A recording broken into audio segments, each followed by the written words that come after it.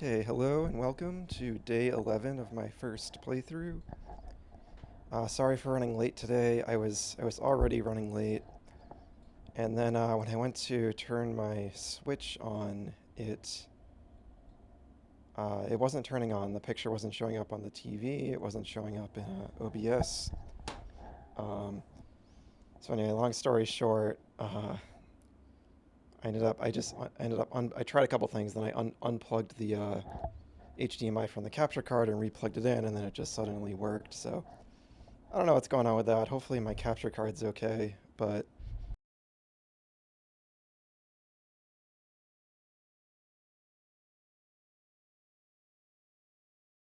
yesterday I made it to explored more of the sewers and found found the double jump, which is great. I'm excited about that. And like the what else did I find? Like the ability that lets you swim in like the poison swampy water. Um, and then eventually made my way down to like this cool like lost like deep underground ruins like beneath the sewers, which I always love that kind of idea, like ruins that are even like further down beneath the sewers, which are already beneath the capital city. And I fought this. What is it? Let me look at it.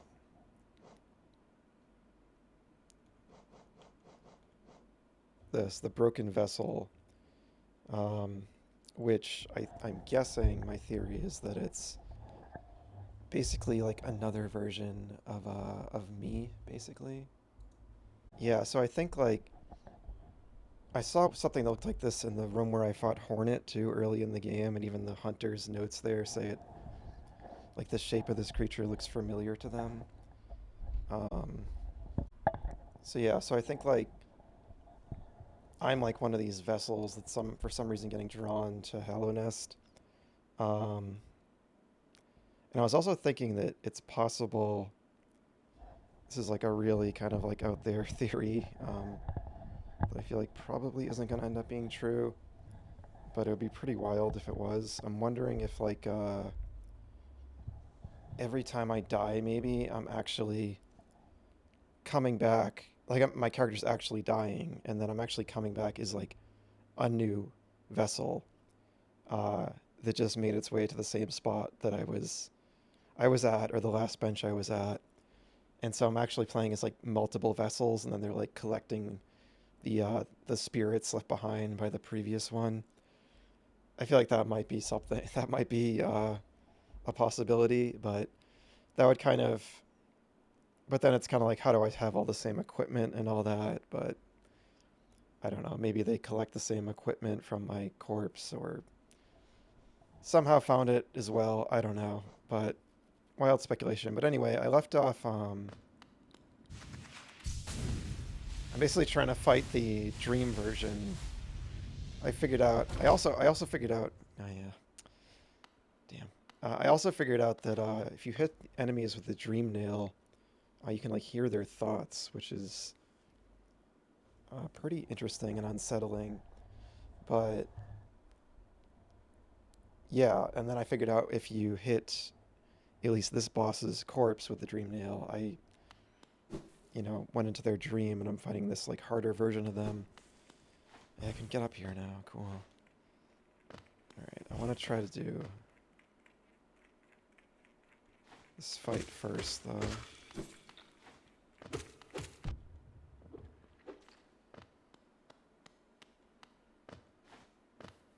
yeah, it's like right here, so it's really quick to get back here. It's really nice they put a bench right nearby, so... And after I die in the fight, it just spawns me right back here, which is great. That's the only boss that's done that so far, and I think it's because it is like a... I would say this is like probably definitely the hardest boss in the game so far. It definitely seems like very much like a very optional bonus challenge.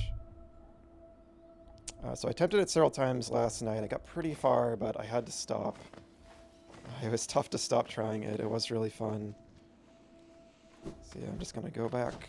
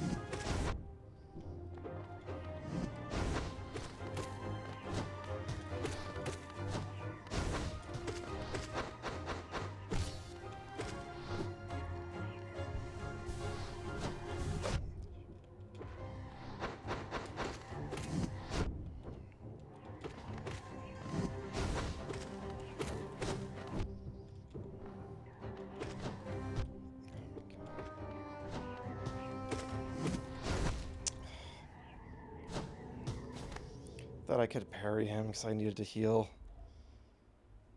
Damn, this guy is super tanky. Alright, let's try again. That was the best attempt I've done. I was just like, it'd be funny if I just did it first try coming back, because I tried it so many times last night. Man, it's hard not to get discouraged after that, because like I just feel like he has so much health. I'm wondering if I'm just like super underpowered. Yeah, I'm more of a fan of like a fight that's more like a glass cannon. Like it's really tough, but they have a lot of health, but not like, yeah, I don't want to go in with low health, but not like too much. Because it's just, it's tough when it just feels like such a long fight. But again, I'm guessing this is like, it's like an extra boss. I'm probably underpowered for it, so I usually really like to just like beat a boss when I encounter it, but if this thing is going to take just so long to fight, I might reconsider that for this one, but we'll see. I'll try it a couple more times. Because that was the farthest I ever got with it. And I thought I got pretty far with it last night, but it's just not dying.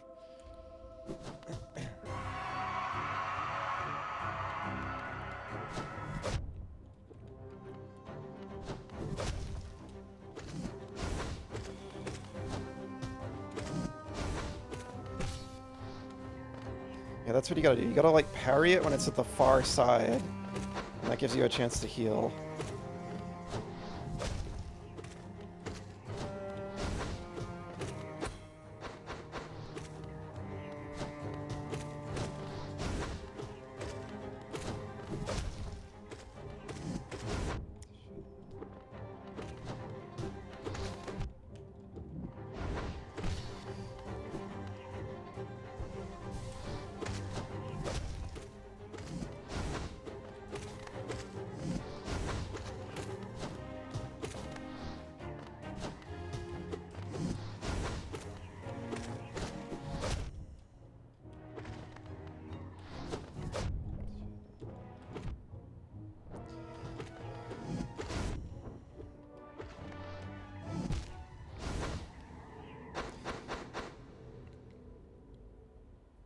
Remember, I can always heal. I get like discouraged when my health gets super low, but there's always a chance. I've like definitely made comebacks before from like 1 health and like almost fully recover my health during some fights.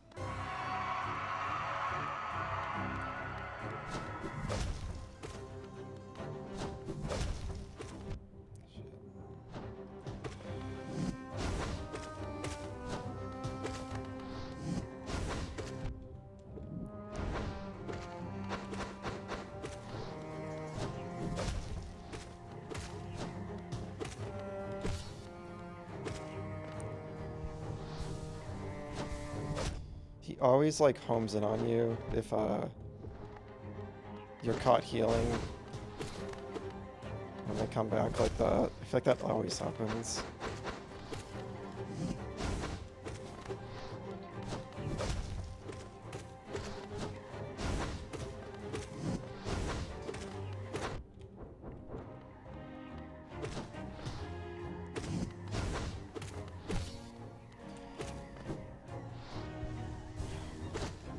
Yep, see, that's definitely a thing.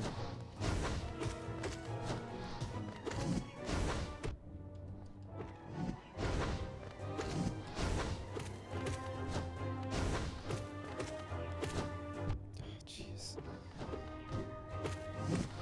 The hardest part of this fight, besides all the little orange juice monsters you need to deal with flying around, is the jump.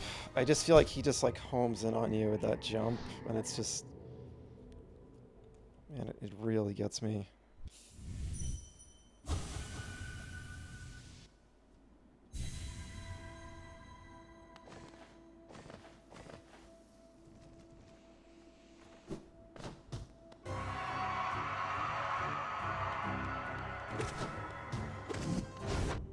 God damn, what the heck? I guess he got me with the upward swing there. Yeah, he like swings upward when he dashes. I don't even think I really noticed that. You gotta jump high enough.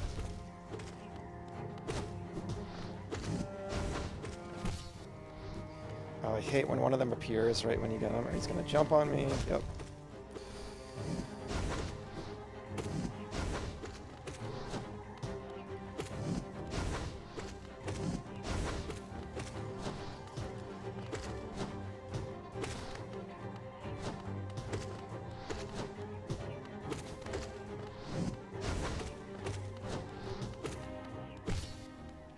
Gotcha.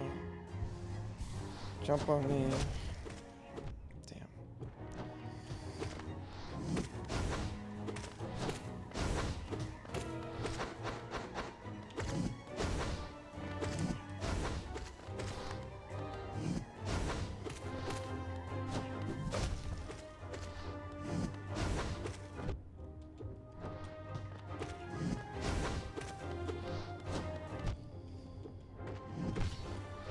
Just get one in.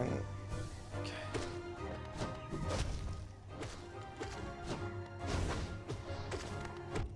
Shit.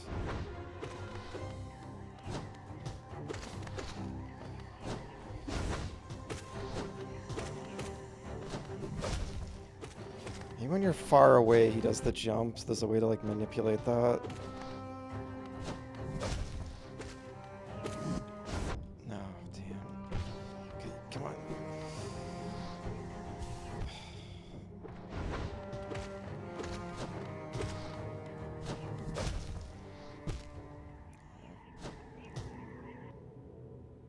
Should like test that out.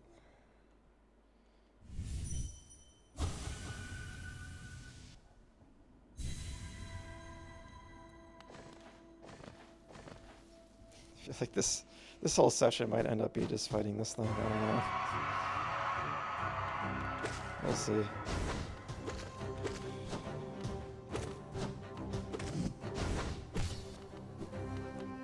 So you're gonna jump over here.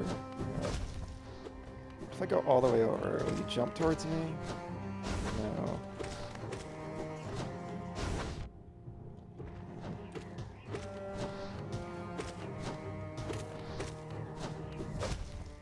Yeah, maybe it's just... Maybe it is, I don't know. If you're at like the far end, maybe they do it. If I can find a way to manipulate that jump move, it'll make this fight a lot more manageable. Actually didn't jump that time.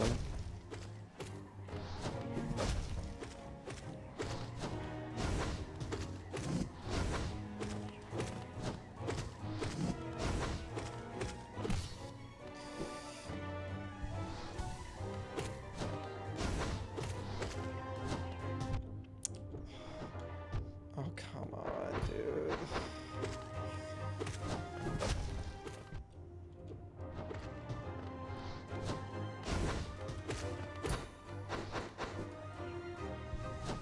Yeah, knew they were gonna do that.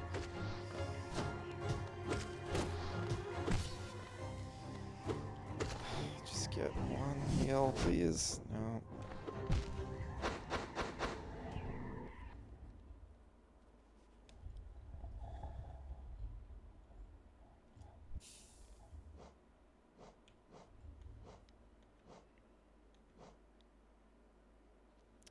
Yeah, so I know that, I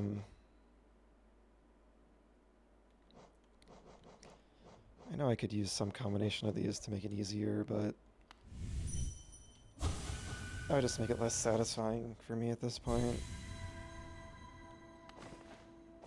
I like to kind of try to do the boss with like the loadout I have when I go into it. Unless I just really, really hit a wall, but...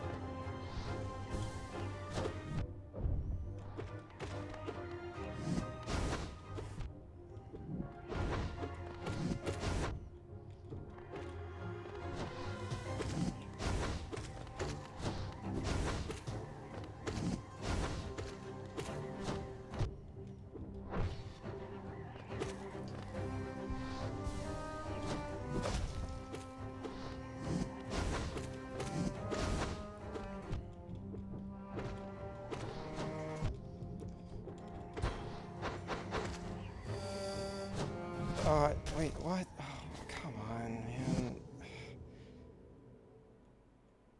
It sucks when that happens. I was holding down A to heal, but it wasn't registering. I think it's just because, let me like, I think sometimes I jump, and if you tap the A like right as you're jumping, sometimes it just doesn't register because you're not fully on the ground yet.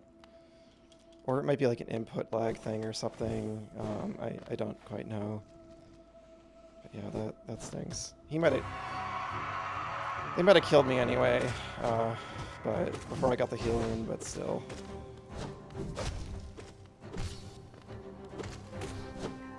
Trying to be like more aggressive with them just because they have so much health.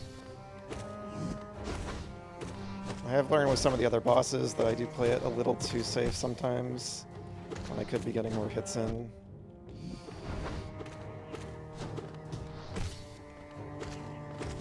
Because you can stun them a lot. But if you get really good at the parries, it's like not even that bad a fight.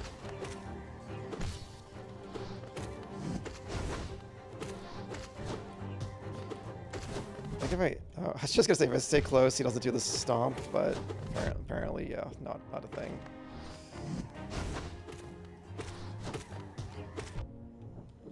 Oh, I'm down to 1 health. Shit, I wasn't even really paying attention.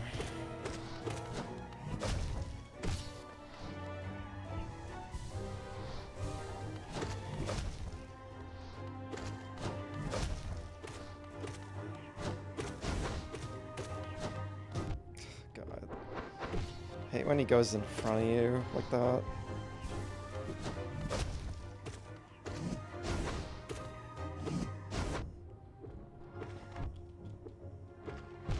Shit, oh god, I didn't even see the little guy. They like blend in with the background because I feel like that's got to be intentional that they kind of blend in with the background. It's like kind of annoying, but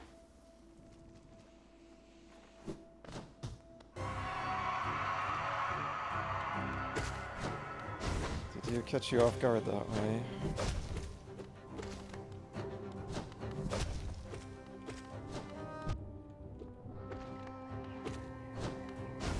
I don't know, I kind of feel like it's tricky enough trying to manage them, even seeing them clearly, so it's like, it's just kind of like an added layer that would be a little nicer if that wasn't also an aspect of it.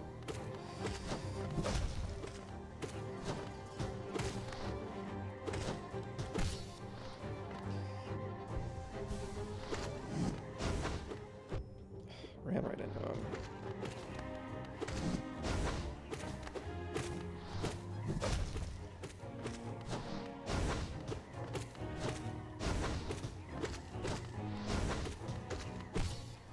Keep dashing.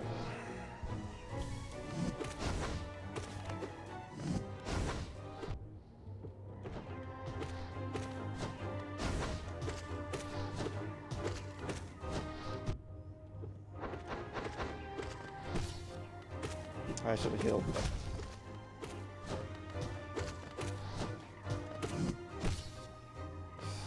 I'm not gonna be able to get that.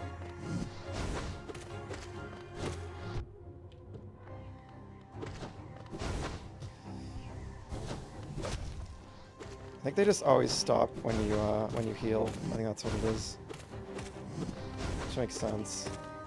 They want to punish you for trying that.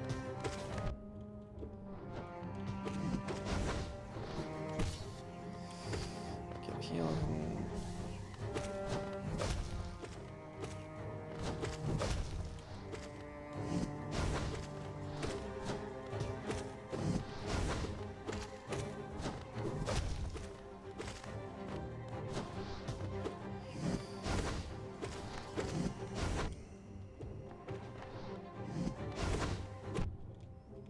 Oh, that was a stun.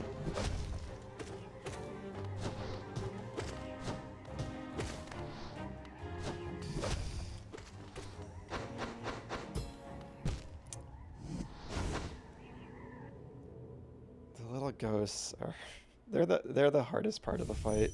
If the ghosts weren't there, it would be fine. But that was kind of like the original version of the fight, so that's like the whole challenge. Like I get that, but it's just shit.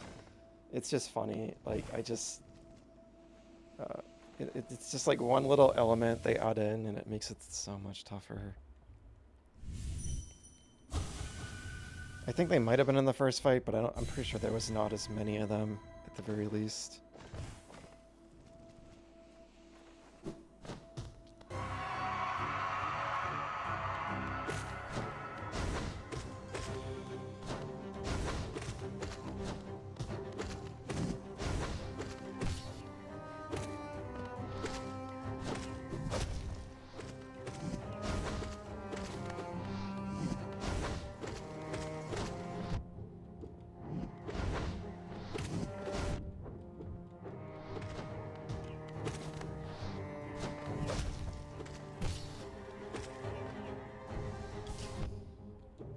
Juice Ghost. Why? They like go faster too sometimes.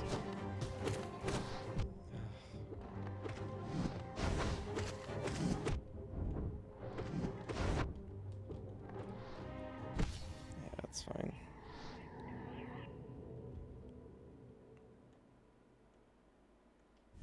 Whoops.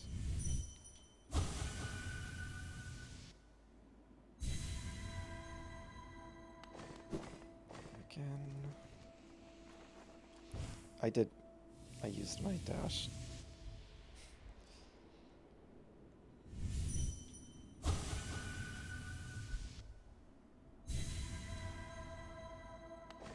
It's cool that there is like this little shortcut into the fight. I like that they put that in. Because otherwise you go all the way to like the right and it's like this long path. That was... damn.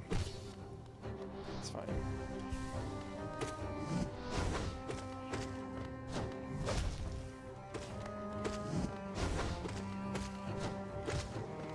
I can kind of like knock them back when they jump.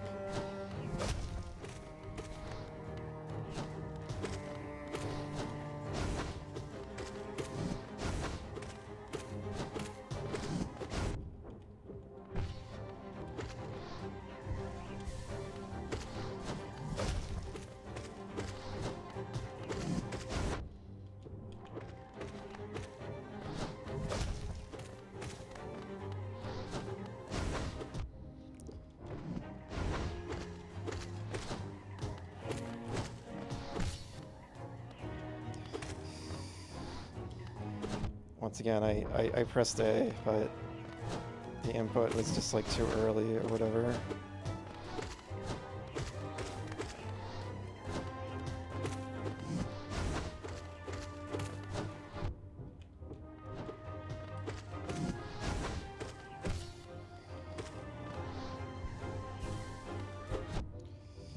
Shit.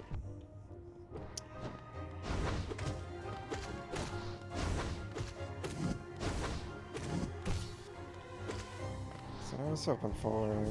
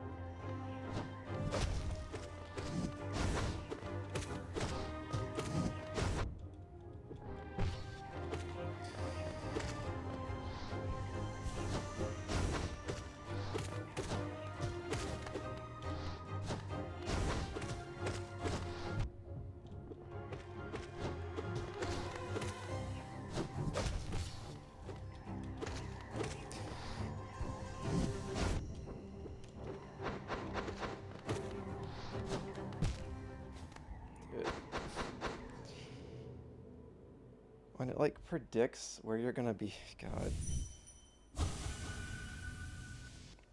It just like homes in on you with that jump.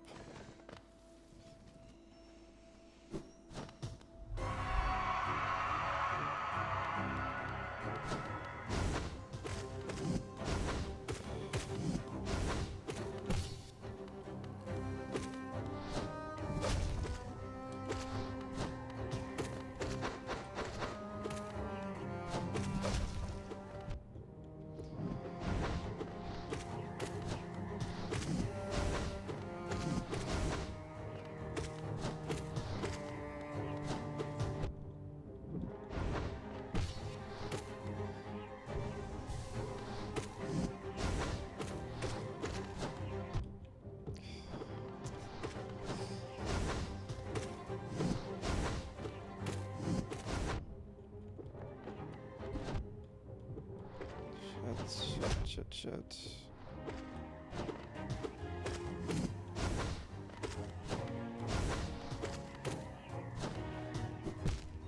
Damn.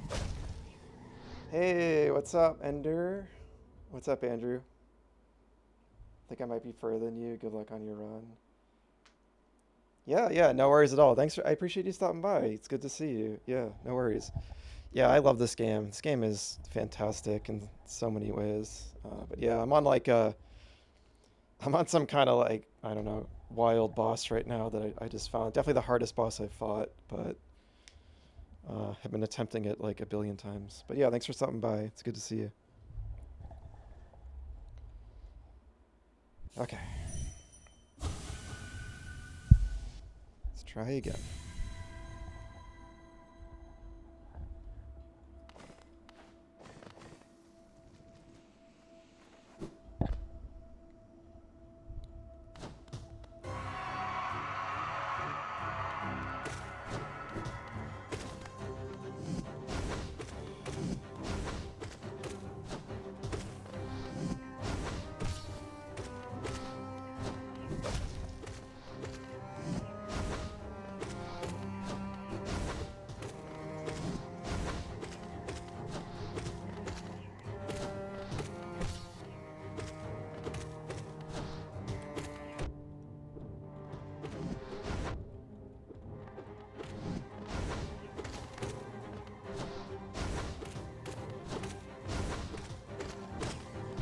Shit.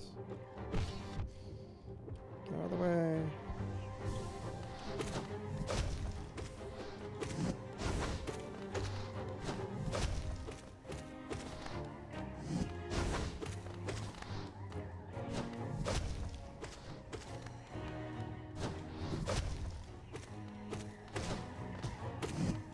Ah. Okay, we got a stun.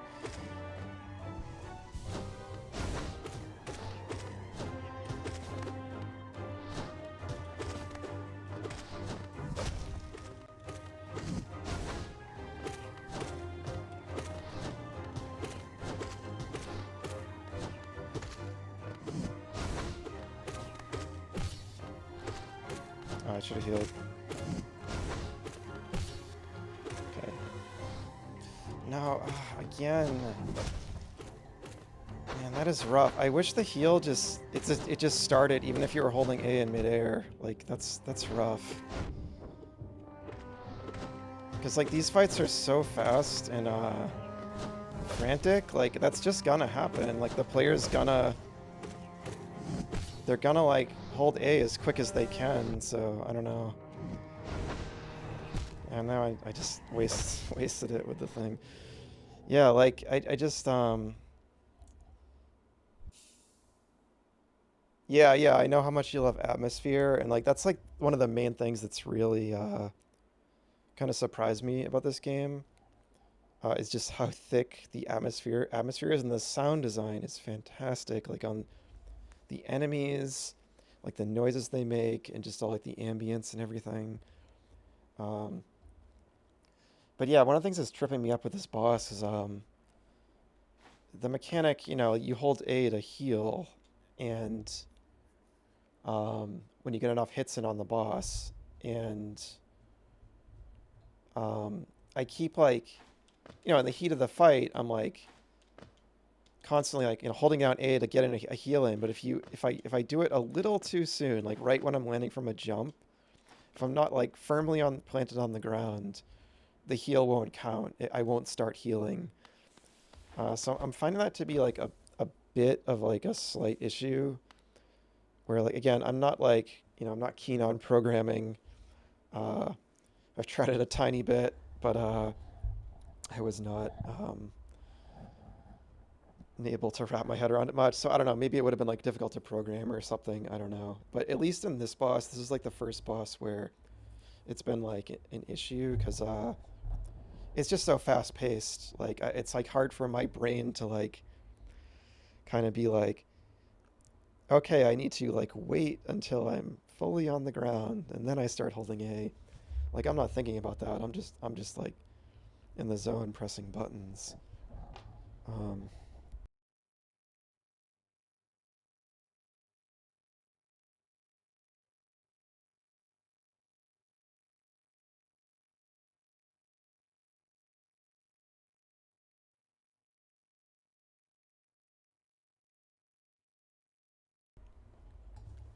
but otherwise, it's like it's a fun fight. It's just it's hard, which is fine. Like I feel like it's fair for the most part. The thing where he jumps and homes in on you is definitely tough, but it is dodgeable. You just need to really have good reflexes. But yeah, that's just the one thing that I'm kind of grumbling. I will grumble a little bit about because it's more of like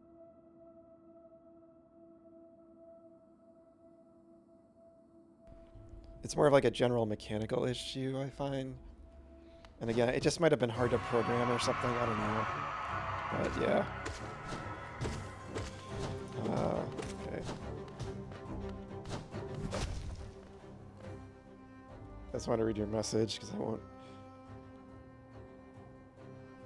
You have to be strategic with the healing, and I guess obviously as you go further, you don't have to worry about it as much. Uh, One thing you were trying to get better last time you played was parrying. Yeah, I'm learning that in. I kind of just discovered parrying was even a thing like the last session. I didn't really. I was kind of trying it earlier on, but I kind of just gave up and just forgot about it. But yeah, I realized in this fight, I was just saying that I think before you came in, like if I just like if I was like just like a parry god and I just constantly parried him, I bet like this fight would just like the Hollow Knight speedrunners can probably just like tear this apart with the parries, I bet. But yeah, I'm definitely kind of seeing that with this fight. And again, this fight is all the fights have been fun so far, but they've some of them have taken like a handful of tries, but this one is like on another level. This is definitely like an optional like bonus boss. This is definitely like a lot more heavily skill-based, I find, than the others so far.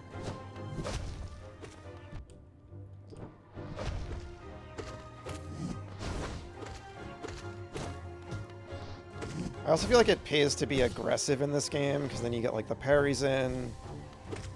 And like this thing just has like a ton of health. And I'm probably like underpowered for it too, but I still want to try it.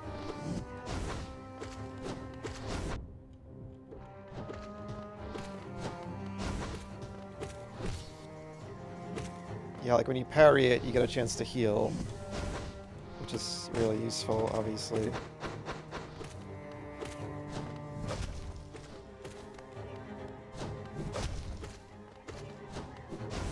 But yeah, otherwise, besides what I was just kind of complaining about with the, it's only really been an issue in this fight.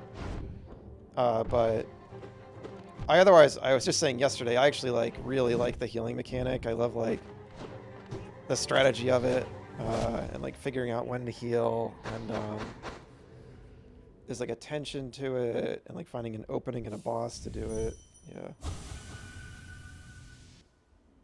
Yeah, I mean, it's hard to even say how far I am because like the game is so open. I've just been like randomly exploring like the whole time pretty much, and I just ran into this thing.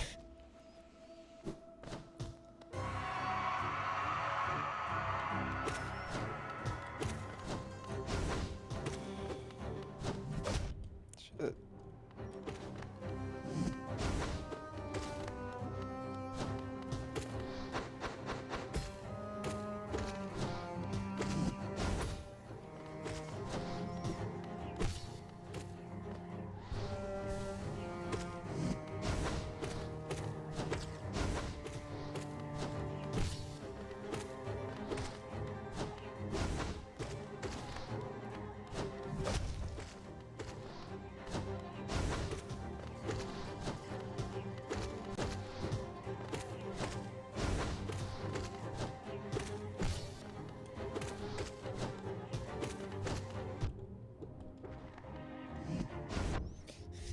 to... Oh my god, disaster. I meant to jump there, not just dash into it. I gotta get a parry in. Shit.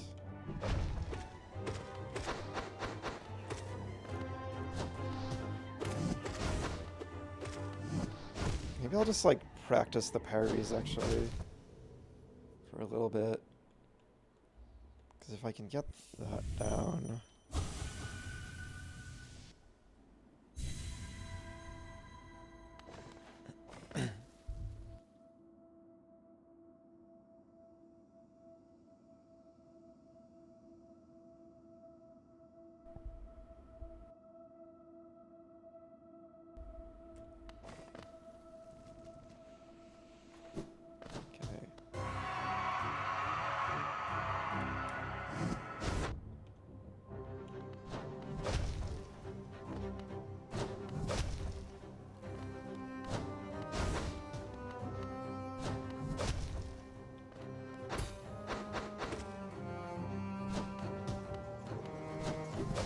Now, of course, he's not dashing at me. I'm just trying to practice parrying.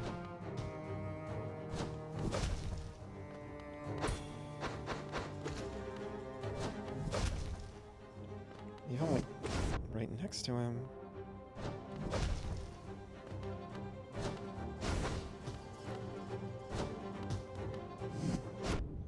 Yeah, I don't know. Damn.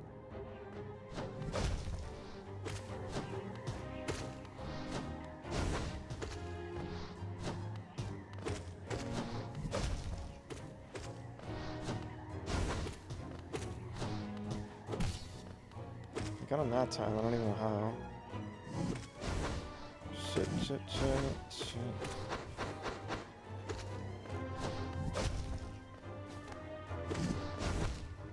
Yeah, whatever. Yeah, I know there's like the projectile moves. I just don't really use them because they they wear out the they use up your soul meter, so I like to save it for healing. But yeah, I just kind of like using the melee stuff more. I'm kind of like skimming your comment too, because I don't want to know if you've like figured out like some better strategy. I don't really want to know it. I just kind of want to like you know, learn the ways on my own, because that's just really fun for me, even if I have to suffer through it.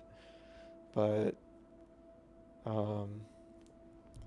yeah, I really have not used the projectiles that much.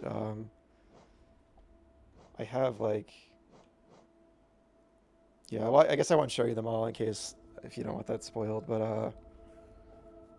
but yeah, it's just because I just want to conserve the healing stuff. I just feel like that's like how I always play games. It's always like always prioritize like heals over other stuff. As long as I can heal, there's a way.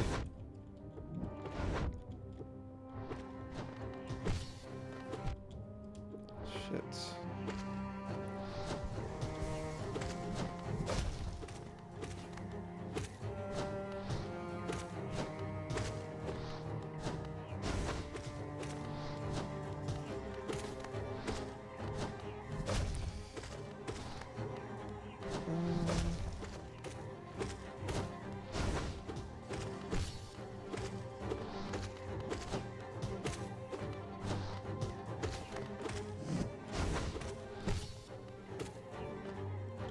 Oh, happened again. Man, that is so annoying.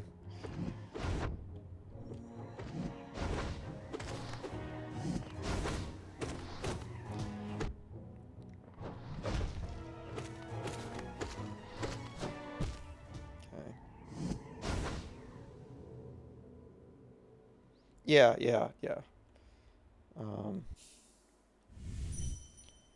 I mean, I did just kind of figure out parrying like the other day, so there was another mechanic with this this move which I won't go into detail about in case you never unlocked it, but there's something with this move that I figured out you can do yesterday too. That I just... The game is just so like open and free, it's just so fun discovering just things in the world, but also just mechanics and stuff. I love that about it. I've been kind of comparing it to Breath of the Wild in that way. It's like evoking a similar sense of like discovery as that game to me, which is a big compliment for me because that's pretty rare.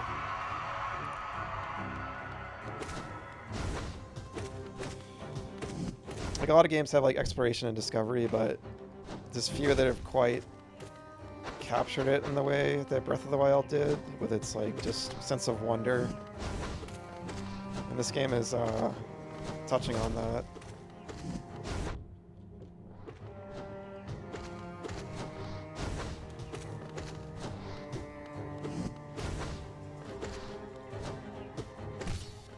I think this came out the same year as Breath of the Wild. I think this was 2017, which, man, that was such a good year for games.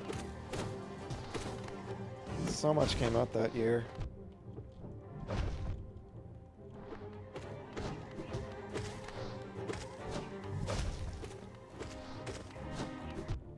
Shit.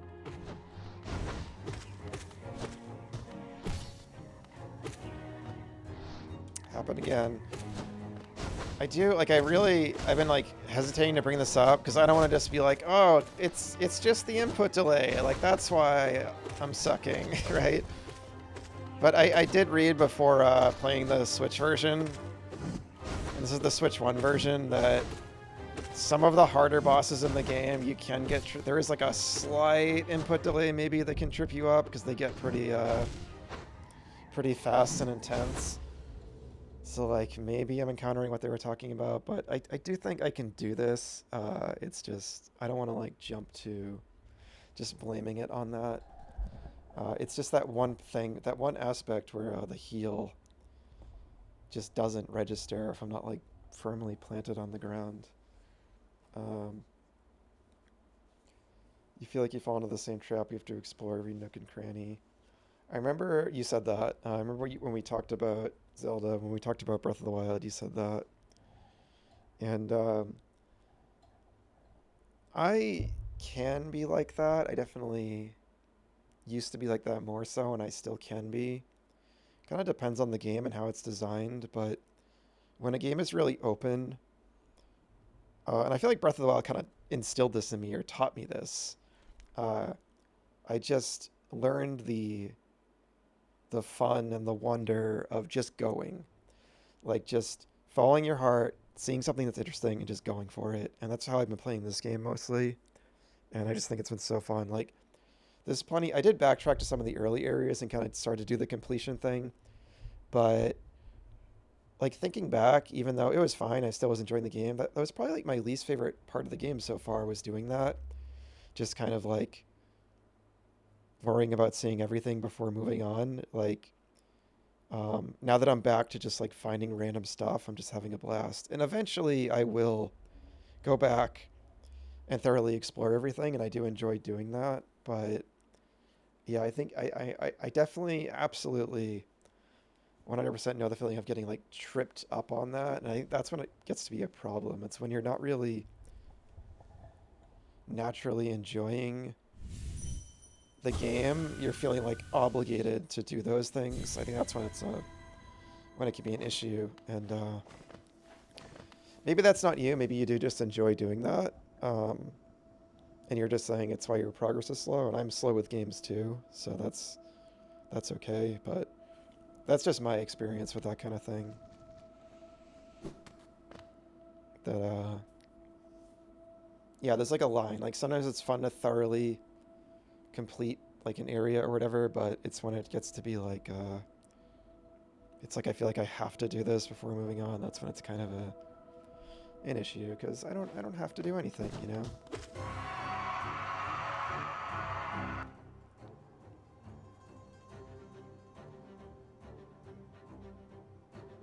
Yeah, yeah. But yeah, I mean, just keep in mind, if you don't want to do that, you can overcome that. You you can try, like, just try not doing that, you know, for a while. And I know it's difficult, but what was I gonna say?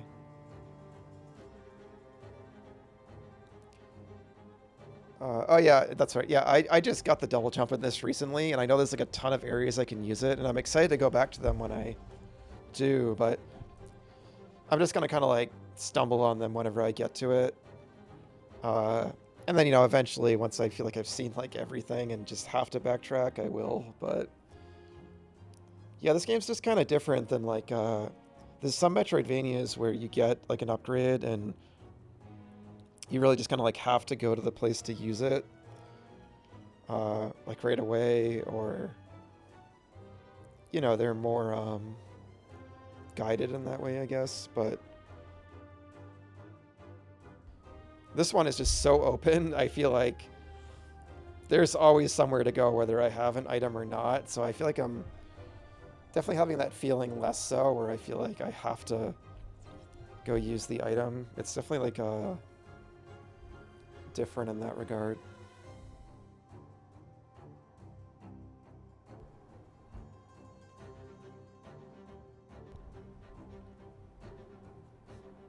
Okay.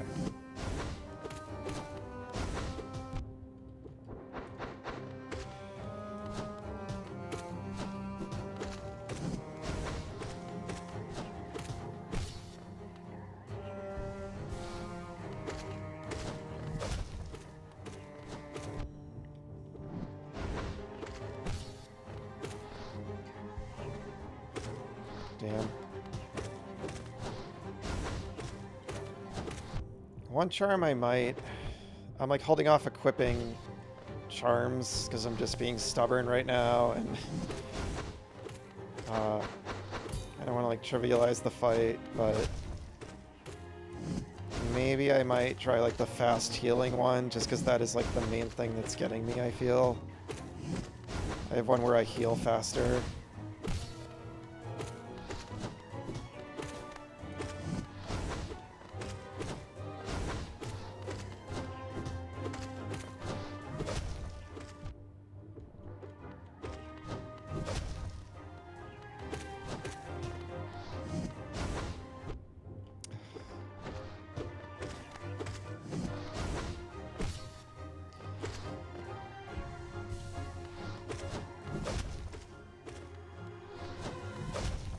Like they might jump after, like every time they're stunned, they start with a jump, maybe.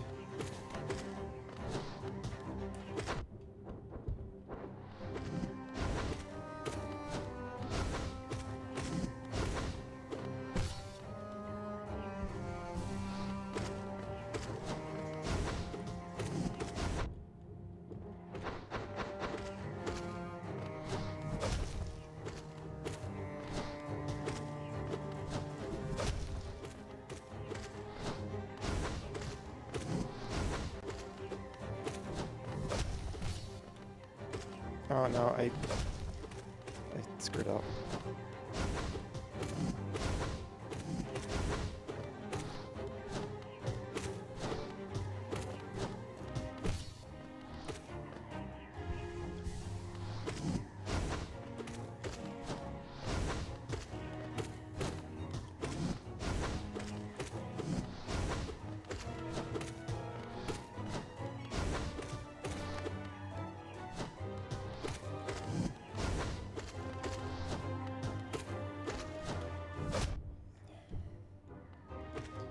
Yeah, that's lucky.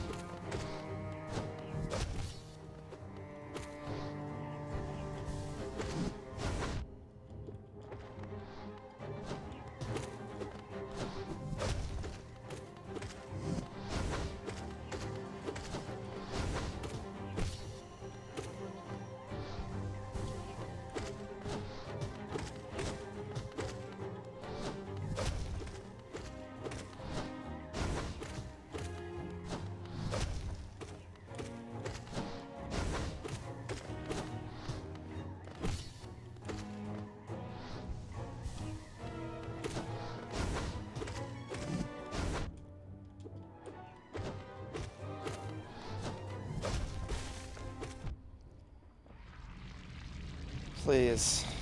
Good lord. Oh my god. Oh god. Oh. Did I heal them? Like, I'm taking a video of that for good measure. Just in case. God. Thanks. Let me just take a break. I feel like... Um... Yeah, it's actually one of the aspects you like about classic Zelda dungeons, but the backtracking is bad as in those, so it's not as exhausting. Which aspect were you referring to? Um, like just the Metroidvania aspect in general, or because Zelda dungeons, yeah, they're kind of like a Metroidvania in miniature, which is kind of cool. Um, yeah, yeah. So just like yeah.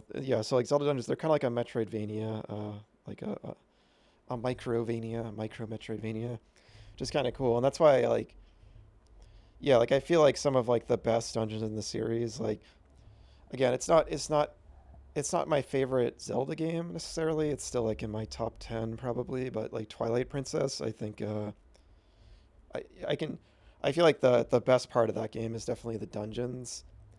I can tell they really put like a ton of effort into them, and I feel like every one feels like almost feels like a game in itself. Like they all just have like this little a lot of them have like their own little story going on and like super unique mechanics with unique enemies. And I'm thinking of like the Yeti Mansion one, the Snow Peak Ruins. I think you've played Twilight Princess. Um, I'll just call you Ender. Yeah, I think I was like trying to like what should I call you? I'll just stick with Ender. But I think you played Twilight Princess. So yeah, but yeah, that's one of my favorite dungeons in the series, the Snow Peak Ruins, and I don't think that's an uncommon opinion. It's just really memorable. But yeah, okay, so we got it. Definitely the hardest fight in the game so far. Mainly just again, I was getting a little tripped up with the healing. I'm a little worried as the fight gets tougher. I'm gonna run into trouble, but I'm sure I'm gonna unlock more health.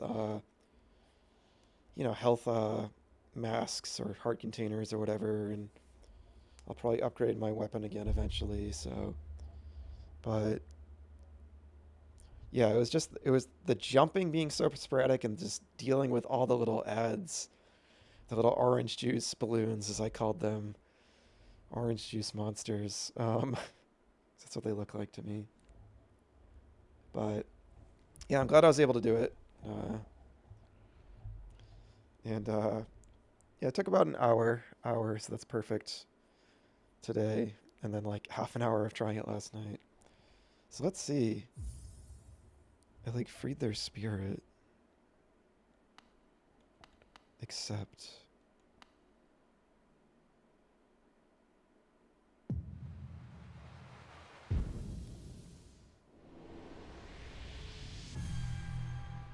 attunement. Okay, so they just gave me a bunch of dream energy.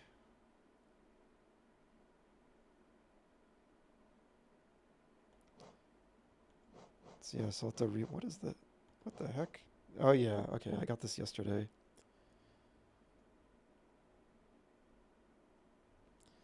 And then I got this.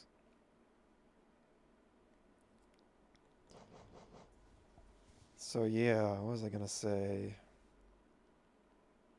So yeah, I'll have to pay. This is the thing with this game. I'm so far away from the character I need to use this stuff with. It's like I'm not gonna go back there anytime soon.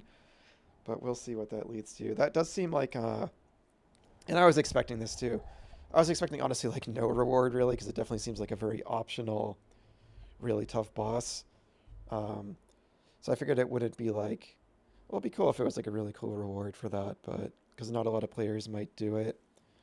Typically, game designers, or not typically, sometimes they won't give you like a major, upgrade or something. They won't give you a major upgrade, of course, but they won't give you something super major. But it was still just satisfying to do it. And it seems like I like freed their like spirit or something, which is cool. Okay. Well, neat.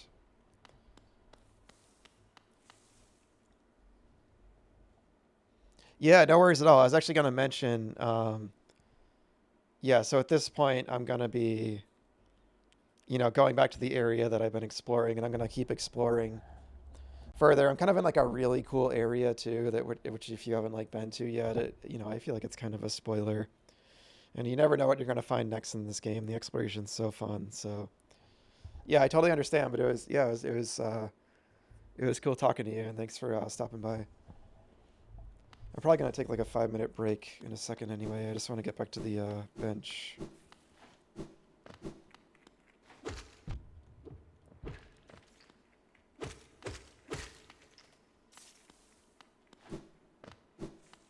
Oh, yeah, I can go up here now.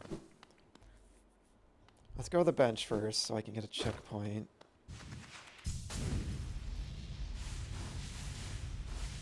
So satisfying, like going through all the vines hanging down. All right, I'm gonna take about a 5 minute break, so I will BRB.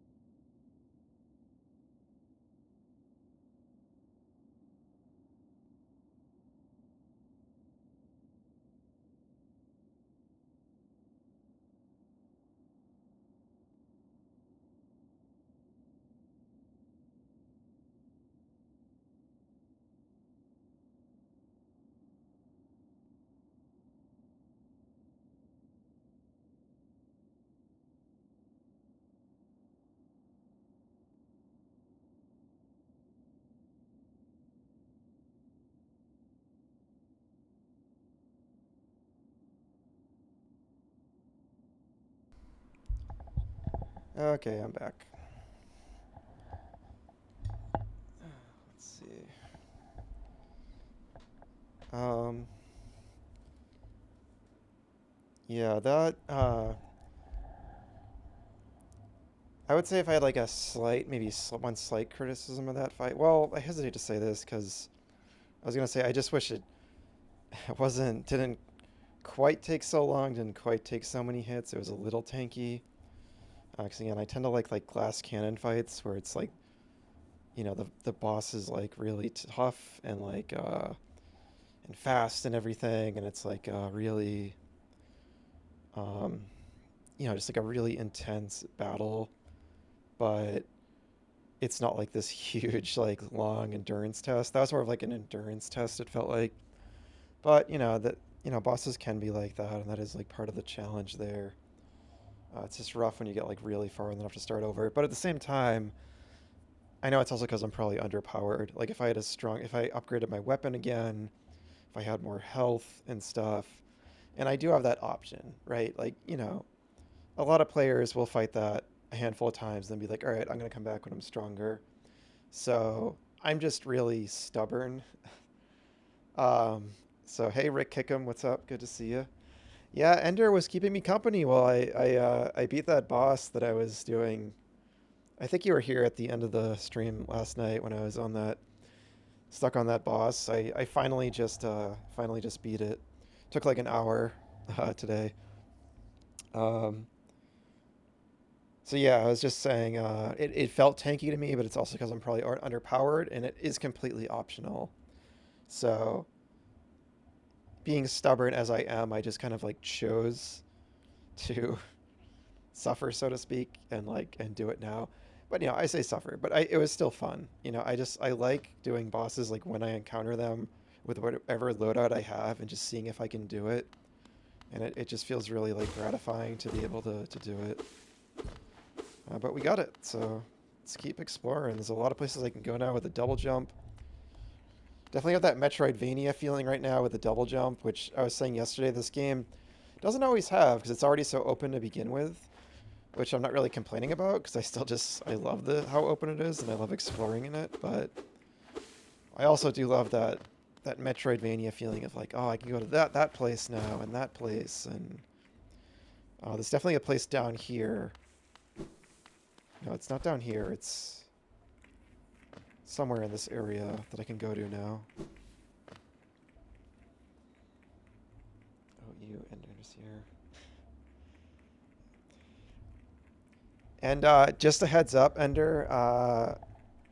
So one of my rules down below is I don't like those like Pepe frog emotes. So I kind of have like a ban on them in my stream.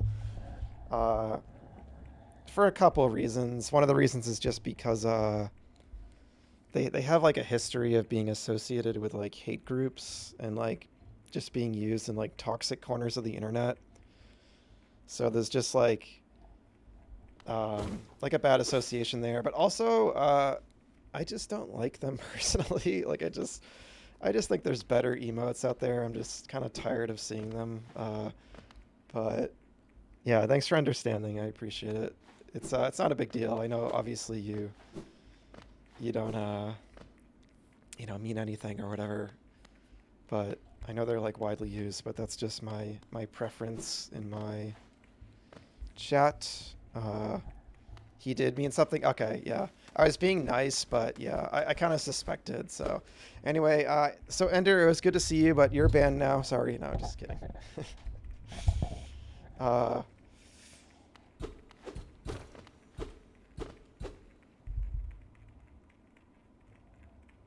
what is that face? Oh, it's like a smug face. I had to lean in to see what that was. It's funny that you say W streamer, because like on like my fourth day of doing this, I had like this like really it was like either a spammer or like a really advanced AI, and they were like acting like a real person, and they kept like saying stuff like that. They kept saying like, oh, W streamer, like I like deleted like a bot that came in and they're like, oh, W ban, when they themselves were probably like a bot. So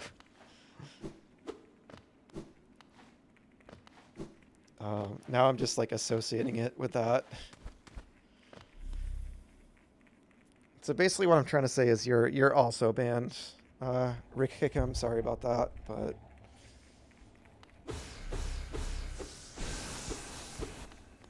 just kidding, of course. Okay, what am I doing? As long as you both go together, yep.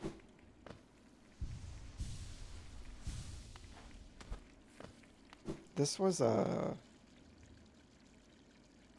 trying to think if I need money.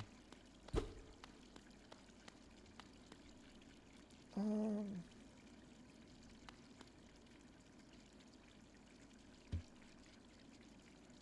why not? I don't have that much.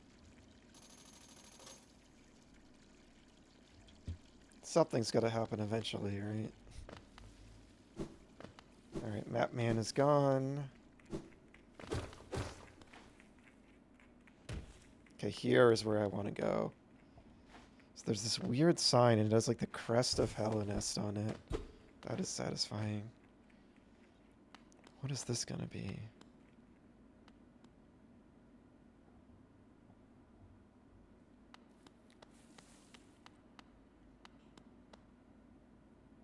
Palace grounds. Oh, look at the way the cave is like falling away. It's like this huge like area. Oh shit, is that the king? No way.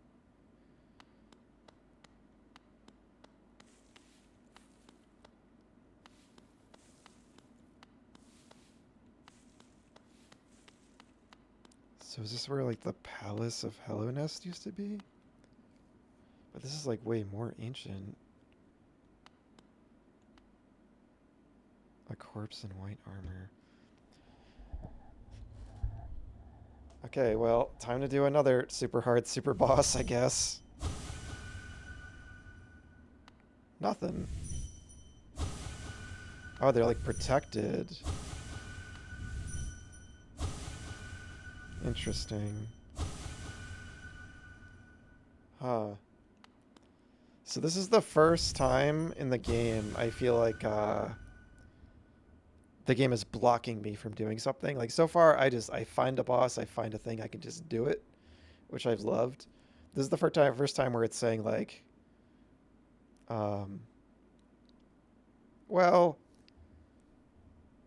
I mean, obviously the game has like gated you with like item progression. So I guess you could say maybe I need like an upgrade to the Dream Nail to access this. So I guess it's along those lines. Because I was gonna say like, oh man, that's a bit of a bummer. Even if it's like a really hard boss, I still wanted to try it. But also maybe it's for the best because maybe I just would be here for the rest of the stream trying it. So it's almost a relief because I do kind of want to break after that last boss. I did just kind of want to explore. I was kind of like, uh, this is my like I have to do like you were saying earlier, Ender. You have to explore the whole area.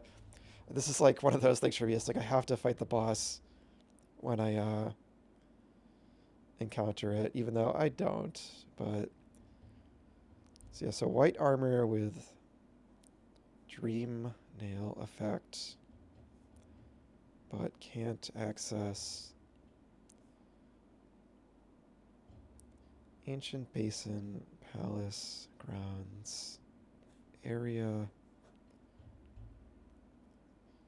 I'm just thinking a note.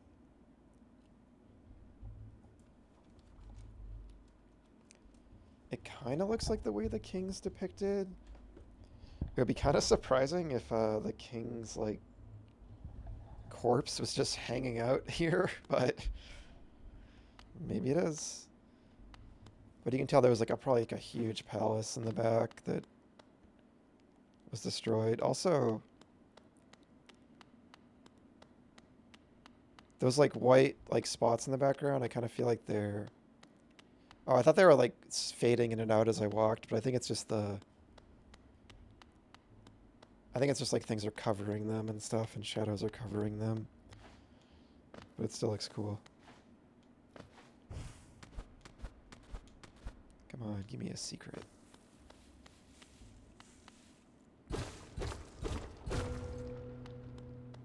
Well, Ender was cheering me on with the boss earlier, so I'm gonna give him a pass for this one. What is this thing on the ground?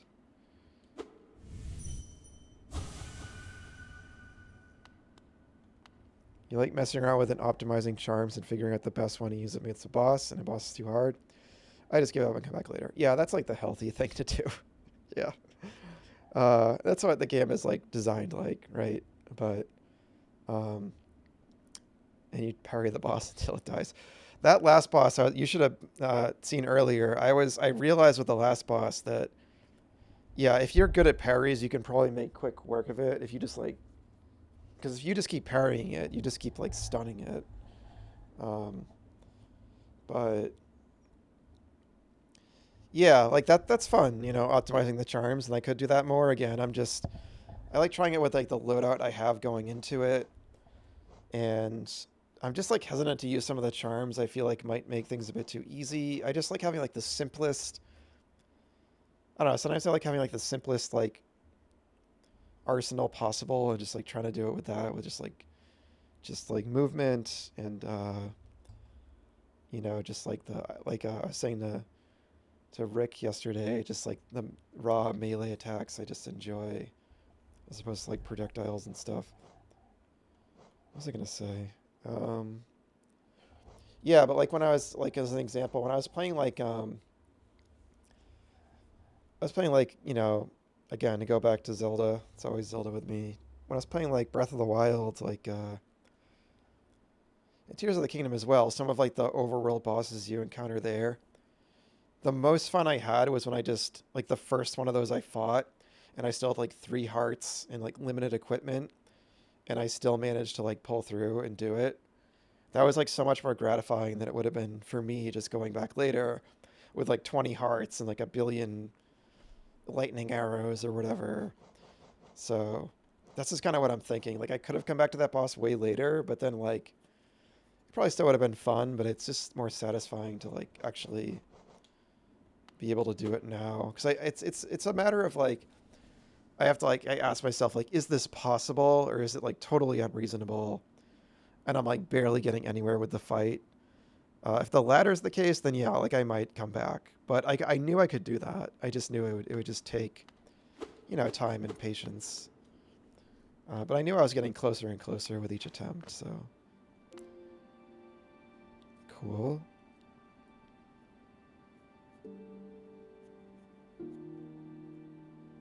The Rick strategy is usually thus optimized, yeah.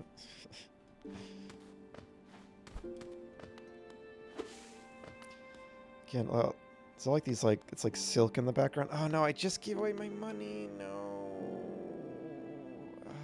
I didn't have enough anyway. I wonder if this is just the stag or if it leads like somewhere else.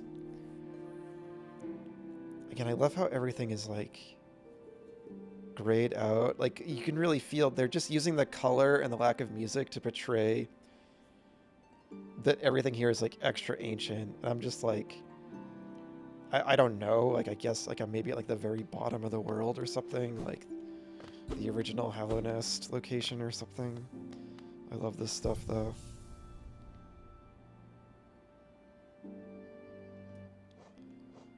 That said, let's see if we can change things up a little.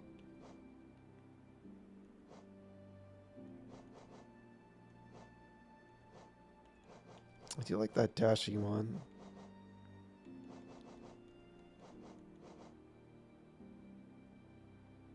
I don't even have that spell.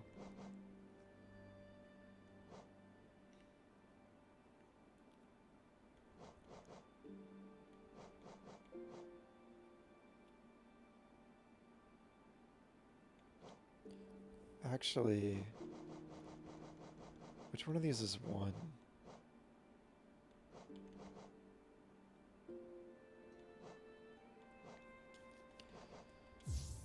I actually want to equip this because I want to try hitting more enemies with the dream nail, so I can like see their inner thoughts. Um, what else is one?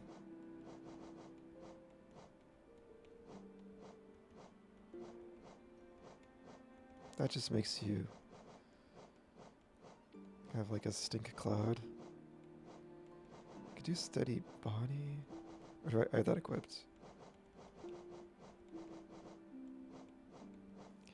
Alright, we could just go back to Gathering Swarm, I guess. What was the other one I was considering? I guess that, maybe. Yeah, that just gets you money. I just feel like that's so important. And you get more soul, which is cool. Let's try that. Nothing here. Damn, I wish I had money for this. Take that. Be free, little fly. This area is so cool.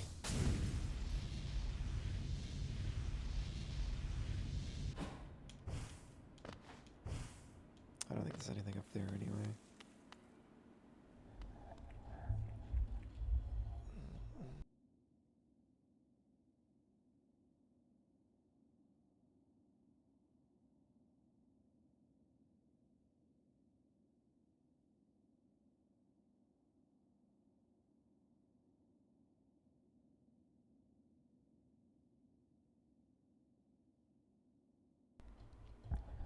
Just taking a sip there.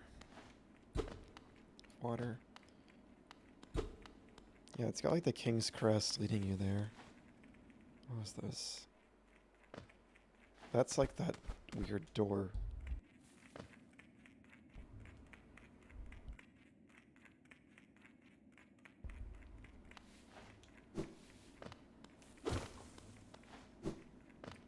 I am like thoroughly exploring this area because I just think it's really cool. Alright, so that's all that. So I pretty much I saw everything over there.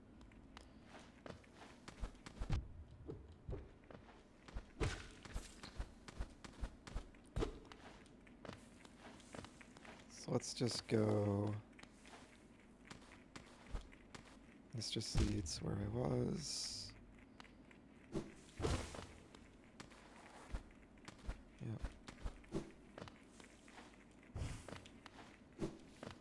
That's map, man.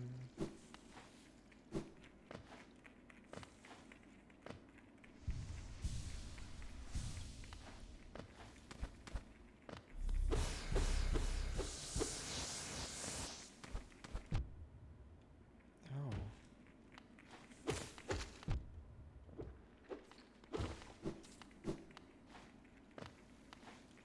It's the fountain.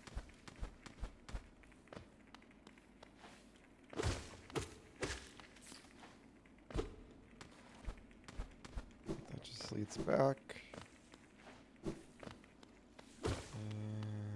Nothing. Okay. Alright, cool. What was over here? Anything? No. Oh.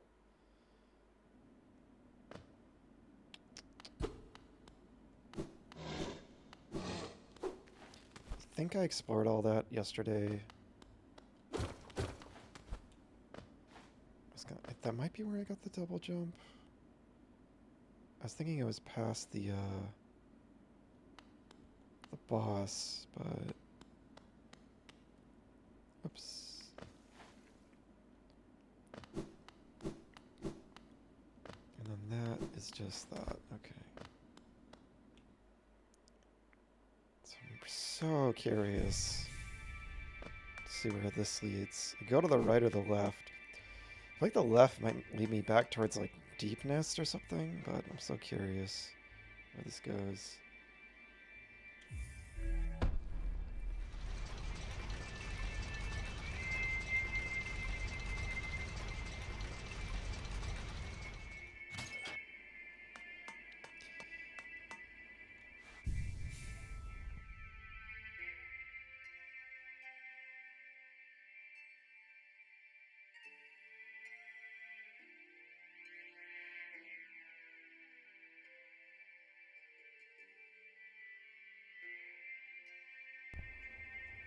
I always just love like taking, just not knowing where I am in the world at all. Like, who knows where I am now?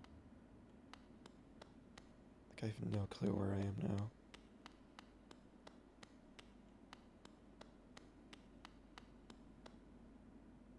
That was weird. I feel like the particles just like loaded in.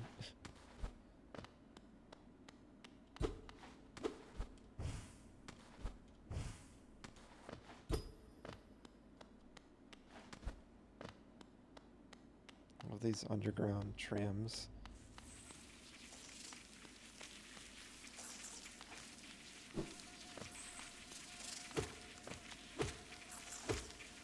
This looks like Deep Nest, kind of. Smallest of the hive's inhabitants carries out simple tasks. Alright, I'm in some kind of beehive, I guess. Of course, it's going to be a bee area.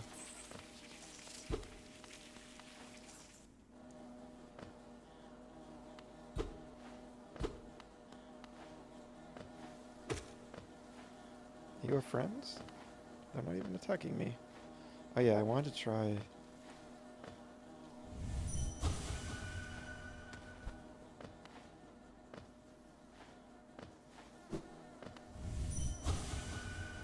Protect. Scared. Enemy. Kill. Enemy. I love these things. They're not even attacking me.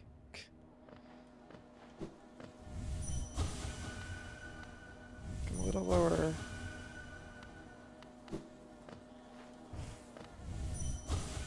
Light danger. Eat when? Light danger. Interesting.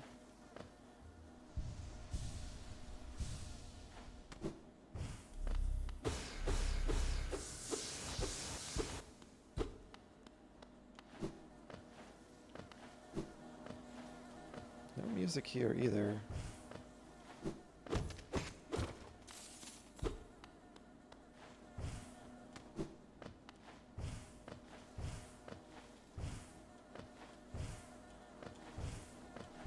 Yeah, I like how you can like control how high that is.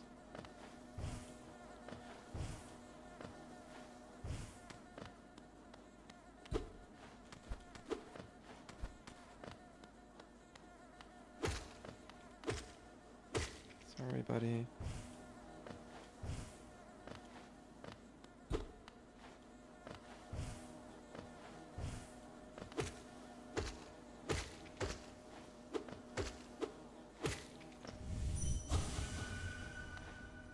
Light danger.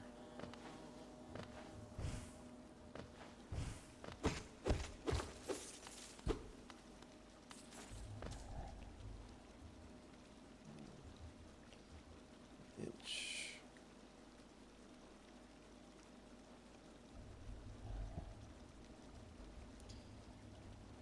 Okay. Wire.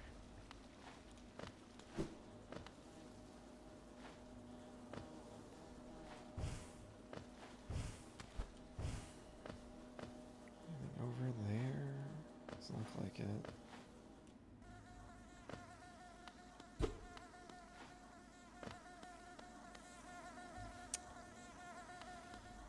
I'm a little worried that it's a little... It made perfect sense there was no music in that previous area I was just in, but I'm a little concerned there's no music in this area either. That seems a little strange. Though I haven't got a title card for the area yet, so maybe that's it. I just hope my game didn't glitch out or something.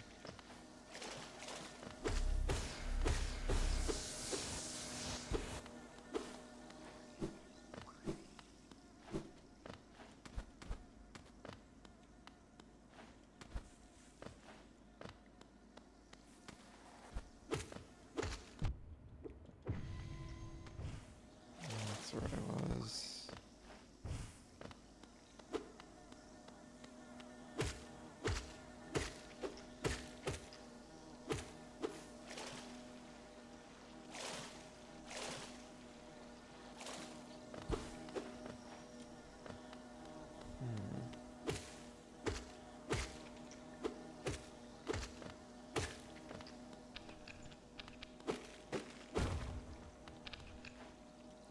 Couple ways to go.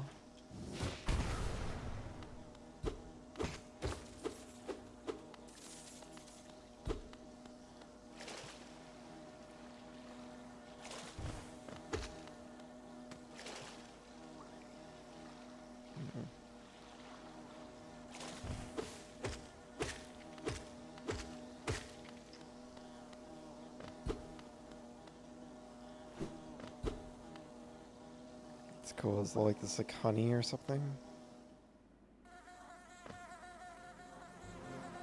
There it is. Okay. This looks so cool. Of course there's a beehive area. I should have guessed that was coming. And there's a lot of areas in this game.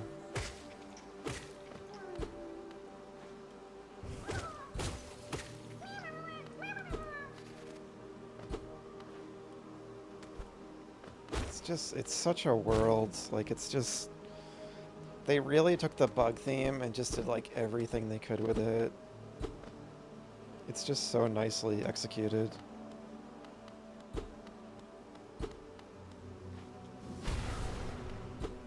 Huh.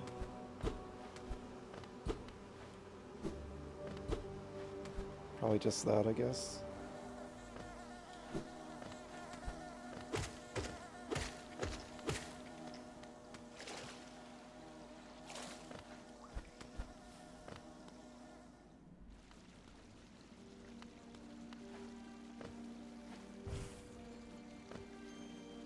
Kingdom's Edge. Oh, cool.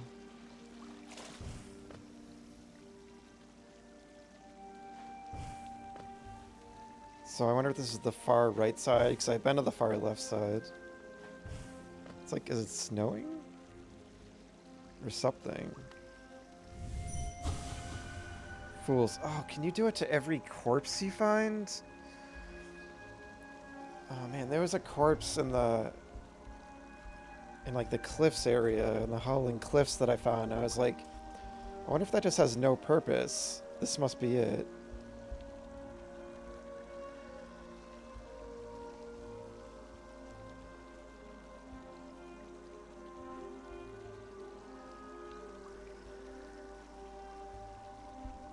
That's such a wild mechanic.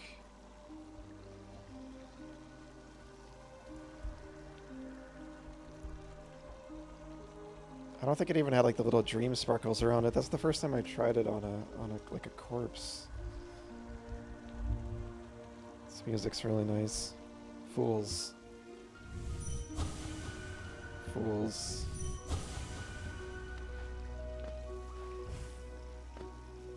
This wasn't even the beehive. The beehive area was something else. Now I'm just somewhere else.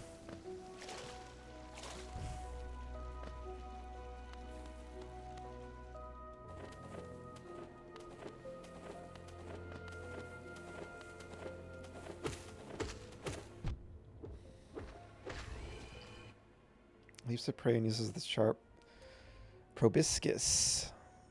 Or is that how you pronounce that? Proboscis to drain vital fluids.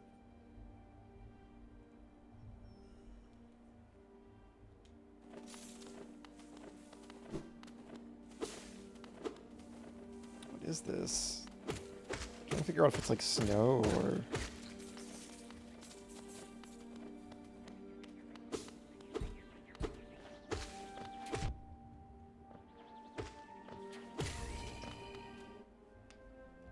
Primal aspid, wilder ancestral form of the aspid. Once thought extinct, they have reappeared at the edges of the world.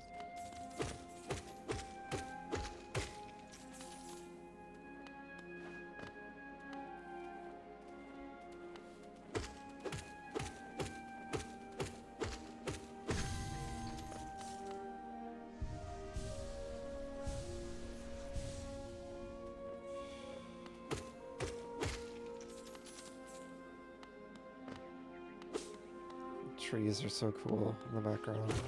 Or roots, it looks like, maybe.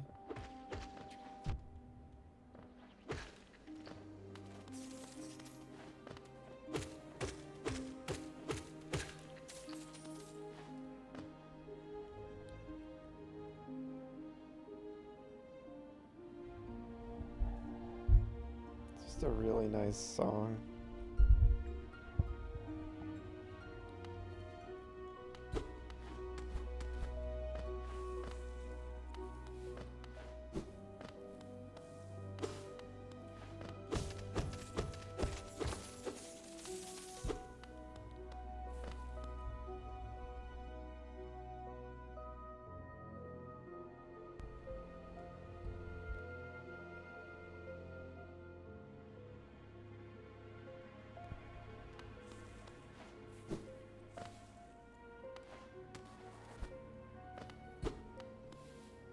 It's all like these roots hanging down, like overgrown. It's really cool. Oh god.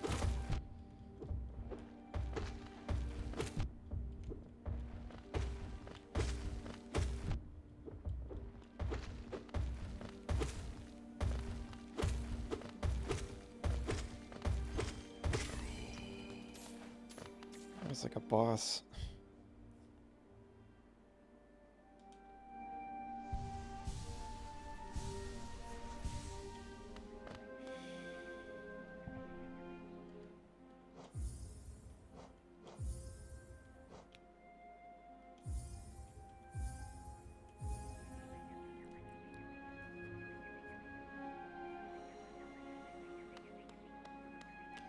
Even just it's really interesting how it uses. Most of it is like pretty muted. It's like the world is faded, which is appropriate because it's all like ruined, but every area still manages to kind of have its own color scheme going on, like with the muted colors. It's interesting.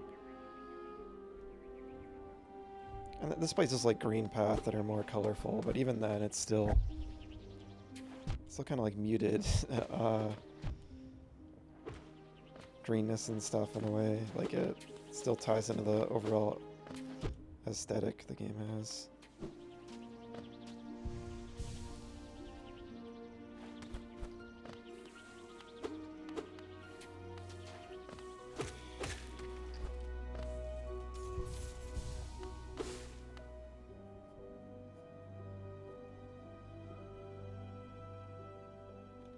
Just so cool looking.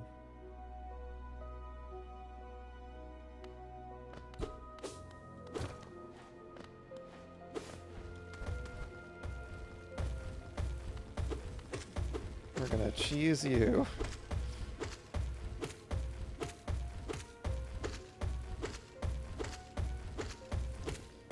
Don't mind if I do.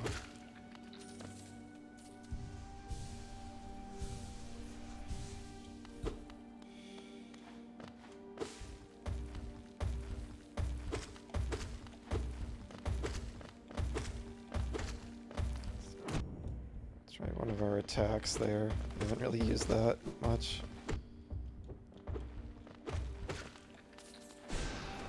Damn.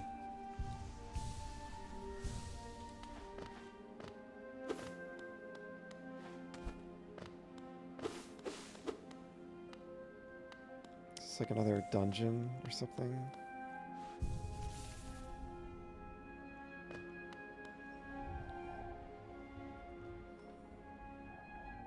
It's interesting that it says map updated. I haven't bought a map in a long time.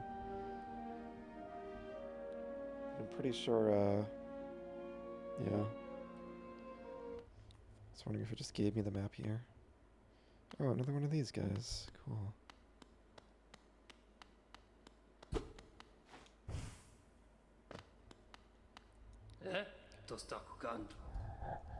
Nail Master Oro.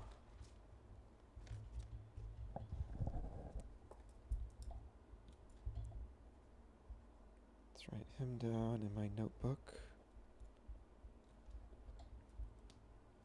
Just writing down all the characters and some lore stuff and so on, and I have a notebook. Helps me like retain stuff. Though these guys are probably just kind of like one-off characters that give you skills. Because I met 2 of them so far, I think. His head kind of looks like a tooth. A little bit. How did you find me down here where the world ends? Yes, I know why you're here. You came to learn a nail art from the legendary nail master Oro. It is the law of the great nail sage that I must pass down my teachings to those who are worthy. but no law forbids me from exacting a payment for my time. If you truly wish to train under me, prove it with Geo.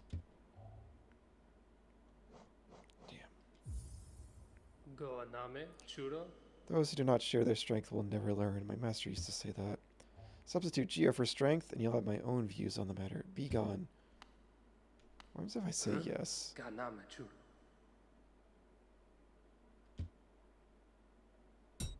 No, you just can't do it. Okay, so that's 800 we need for him.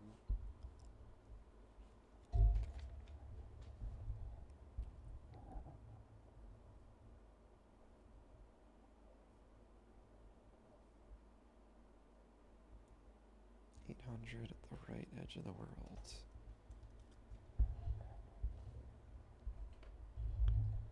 Okay.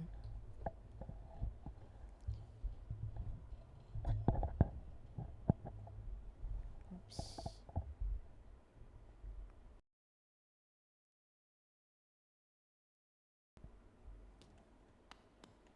Alright, we'll be back.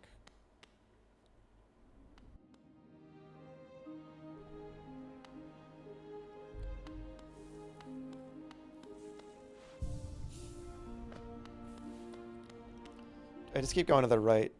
I just want to like reach the very edge. Maybe this is it. What is your deal? Stronger, brothers. Stronger, brothers.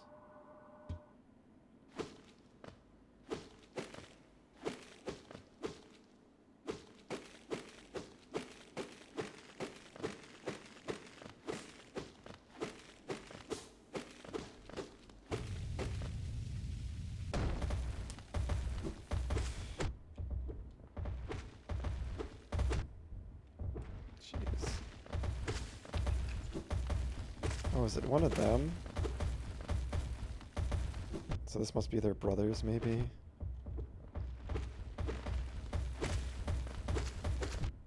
God, these things are brutal. Harder than the boss I just fought.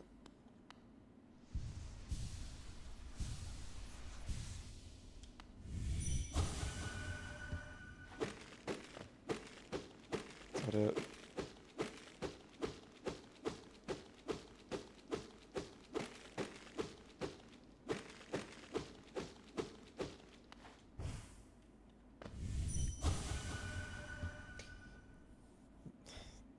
Maybe something else happens, I don't know.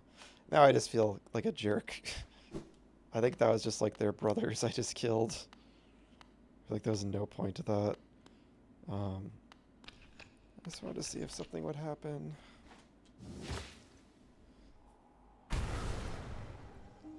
That's during stream like video game brain and like immersing yourself in like the world. It's like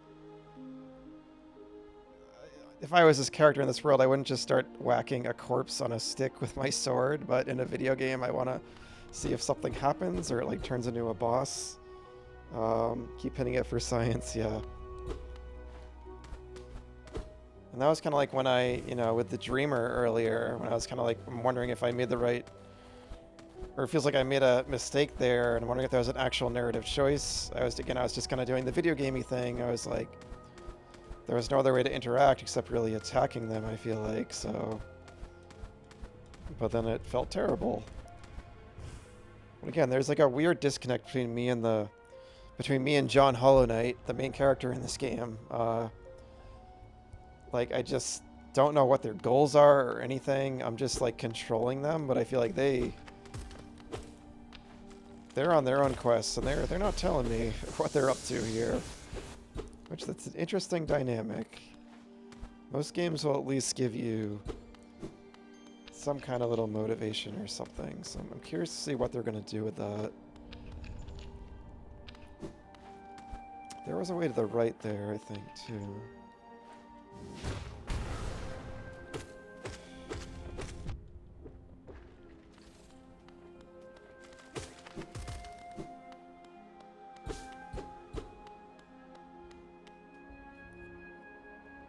Yes, John Hollow Knight came here to kick ass and chew bubblegum, but he's all out of gum.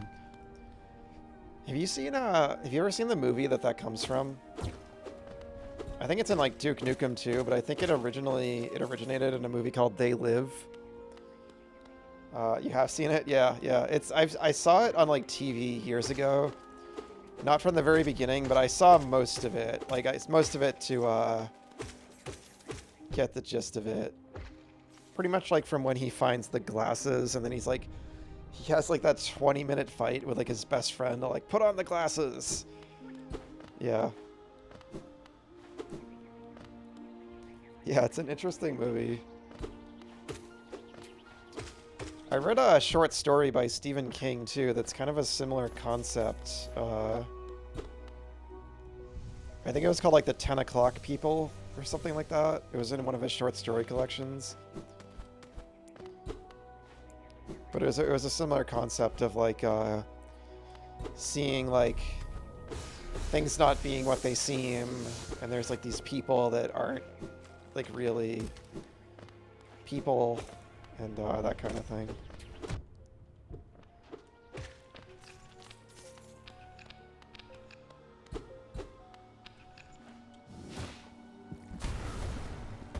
Oh no. That was fun, escaping. No, oh. Okay, I'm not that far. For a second I was like, oh no, have I not been on a bench since the last area? But I'm not that far. I'm sorry, buddy. Sorry for my shame. Oh. Wait, did I go this way? No, okay. Sometimes it's hard to see like the holes. So that was actually a secret. There's nothing else that way.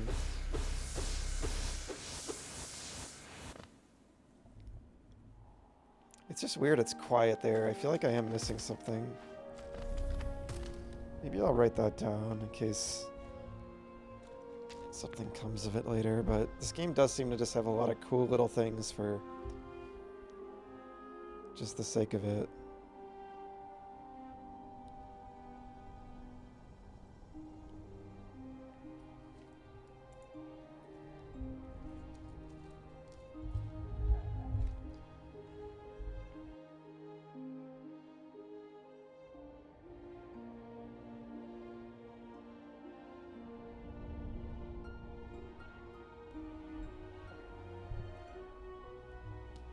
Okay. I hear a little caterpillar.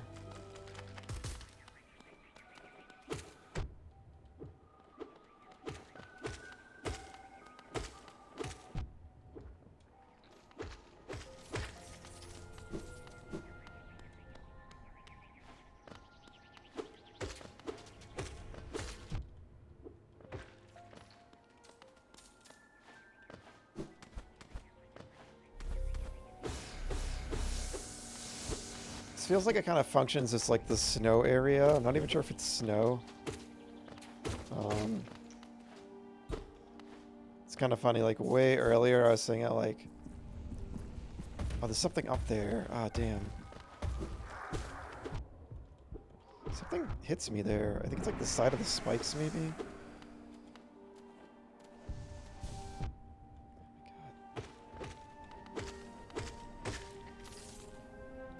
Yeah, way earlier in the game, I was saying like, you know, one of the most important things to me in a lot of games, especially platformers often, is the theming of the areas and the levels. And I always like when it's like something more inventive than the typical like lava area and whatever, you know, lava area, ice area, desert area.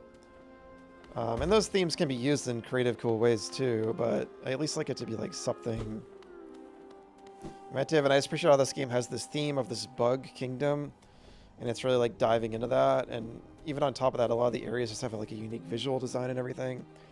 So I was kind of joking how like, yeah, there's just like not been like a you know, like a typical snow area. And like, I was like, maybe that'll be a thing eventually. And sure enough, here we are. Though it's a little unclear. But again, it still feels like unique aesthetically. What's this? So many secrets.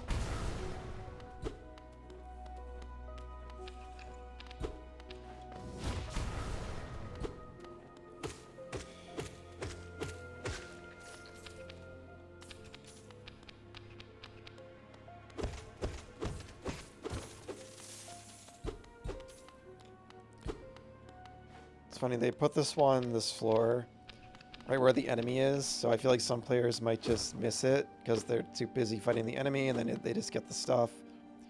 Well, they probably see it on the way back, but I wonder if that's intentional to like make it more hidden. Where am I going?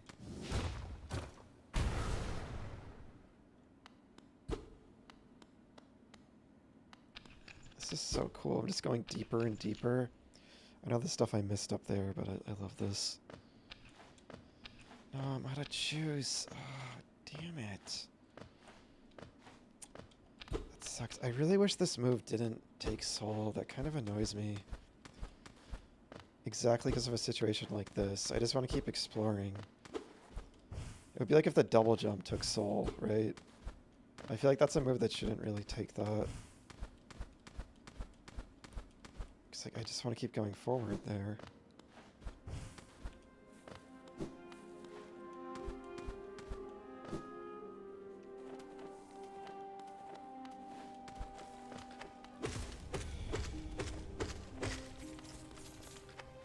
Oh, my friend.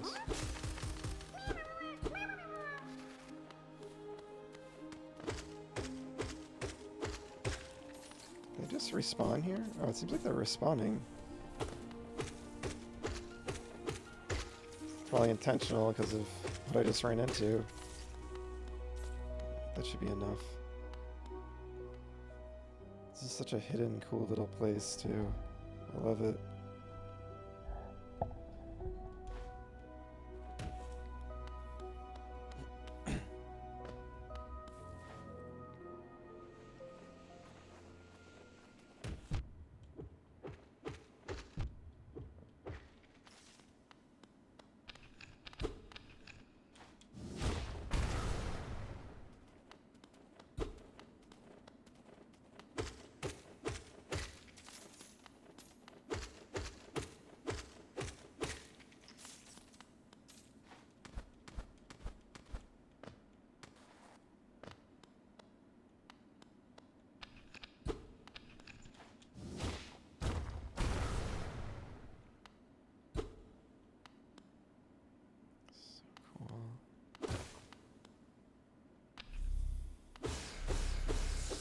I wonder if I'm going down to like the ancient basin again.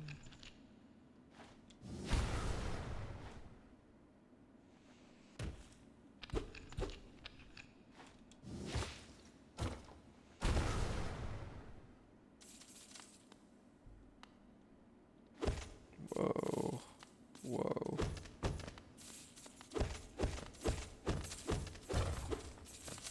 Cool, big money. How much is that? Not that much maybe, but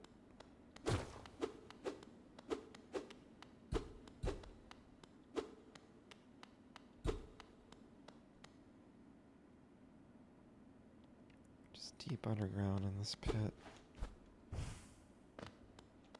So many floors.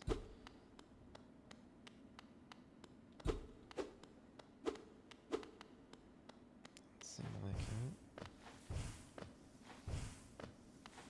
That it?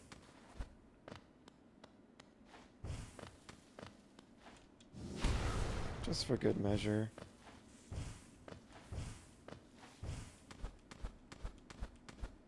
So there was another area like that was like full of like butterflies.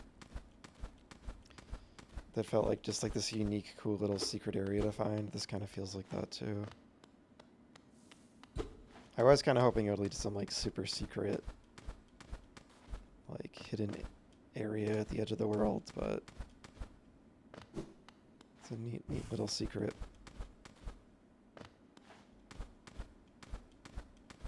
What's up with these? Oh, look at this. How did I miss that before? Mushrooms?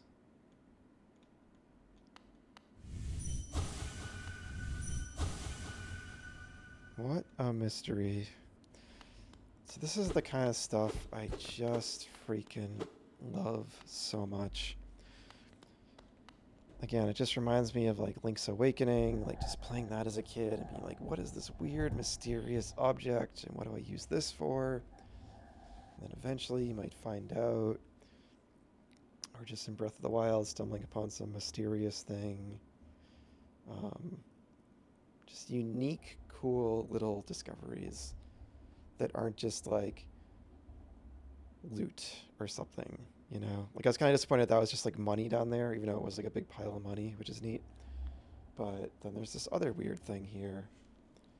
And I just, when it comes to exploration in games, I much like finding cool items and stuff and upgrades is fun, but I much prefer finding, the most exciting thing to me is when I just find like a weird like hidden area or just like an interesting mysterious thing or just something that's like evocative or like, you know, gets my imagination going. Like this looks like a portal or something, like a mirror or something. Like is this like a lead to like a hidden area or something eventually?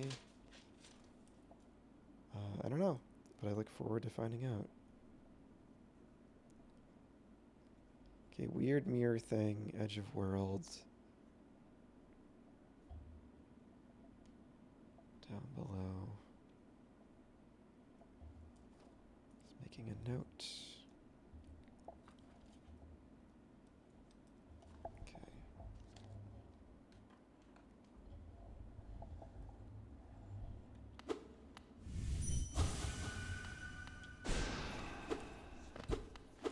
Seems like nothing I can do. Interesting.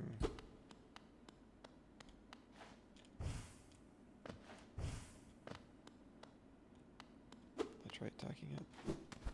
It's so cool. Some like lost, forgotten artifact down there. And it's like hidden in this wall too, which is really neat. Okay, that was the caterpillar.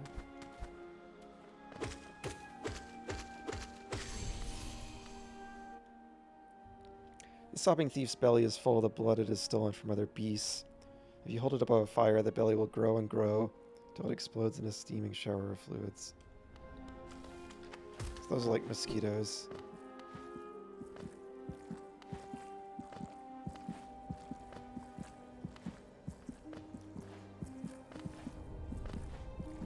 I'm missing a here. Something.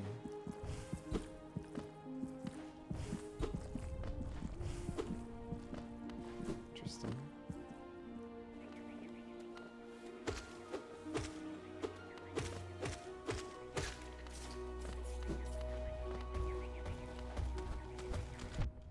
Damn.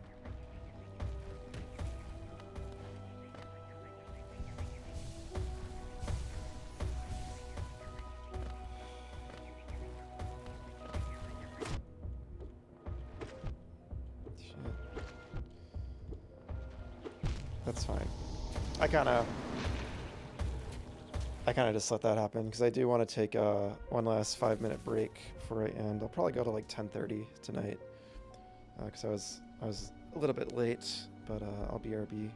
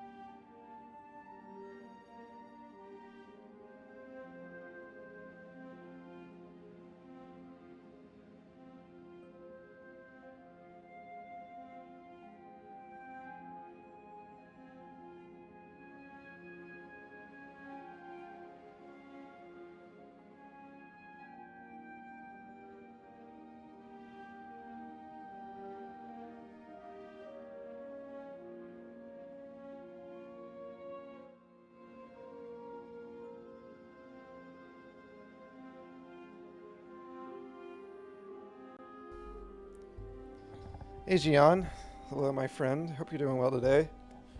Thanks for stopping by. Um, so yeah, I I ended up beating that boss I was stuck on last night. I think. Well, were you here? Yeah, yeah, you were here. Um, if you're still there, yeah, I was like that. I did finally get it. It took like an hour at the start of stream, but we got there. It was just really tanky. I had to suffer under the yoke of capitalism. I'm sorry about that. But I beat the boss, so I hope that cheers you up, I guess. But yeah, I hope you're doing well now. You can relax. But yeah, thank you for the congrats. Yeah, it was a fun fight. It just took a while, but I'm glad I was able to do it. So yeah, we're back to just like randomly exploring. I don't even know where the hell I am. Well, I guess I'm at the edge of the world, I think, maybe. That's what this area is called. I think it's like the far right edge, maybe, of the map, but... on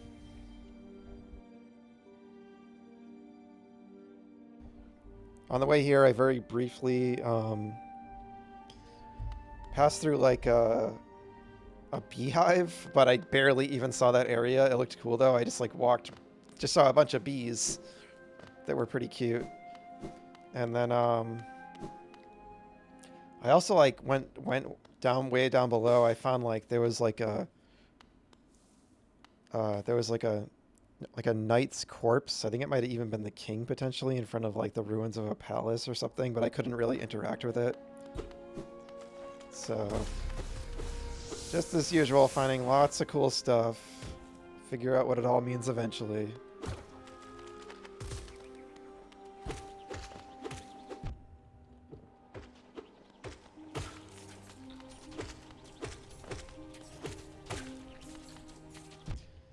Want me to guess your thoughts on this place? You hate it, right? You hate this area. It's your worst area in the game. But yeah, I'm really vibing with it so far. It kind of feels like it's like technically functioning as like the snow area, but it's definitely a vibe. I like all like the white roots everywhere and stuff. And yeah, and like for the record, like yeah, like what I was saying yesterday, it's more like right when I get to an area, like you know, and it's just kind of like, because I love that moment of what was it? Early in the game, yeah. So pretty early on in my playthrough, I found that Howling Cliffs area, and I didn't even think there was gonna be an area there. I just suddenly the title card came up, and I was like, I can't believe there's just an area here. So I love having that moment of like surprise that it's like this new area, and I just kind of like to vibe with it for a while and kind of see what it's all about. That's just kind of like what I was like getting at. I think you get it, but like, but that said, like, you know, I want you to feel free to, you know, like express your love for the game and stuff. So you don't have to just like, after I've been exploring for a while, you don't have to like feel like you need to be like tight-lipped about every little thing. So I hope that makes sense. Yeah, I know you were. Yeah. It's very snow, but not a traditional snow place. Yeah, for sure. It's like a creative use of the theming, which I always love. But yeah, I was like thinking about that after, because it's like a balancing act. I want to like be clear about like kind of how I like to play and like my rules and stuff, but I also want people to feel free to like chat and express their, you know, passion and everything.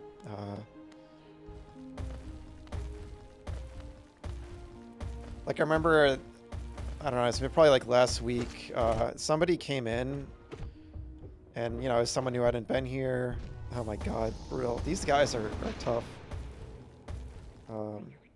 It's literally 1984, pretty much. I am Big Brother, you're right. It's pretty much how this works. No, don't say that. That book That was one of my favorite books when I read it back in the day, and it's very, very scary to me. Like, it's one of the scariest ideas to me. But,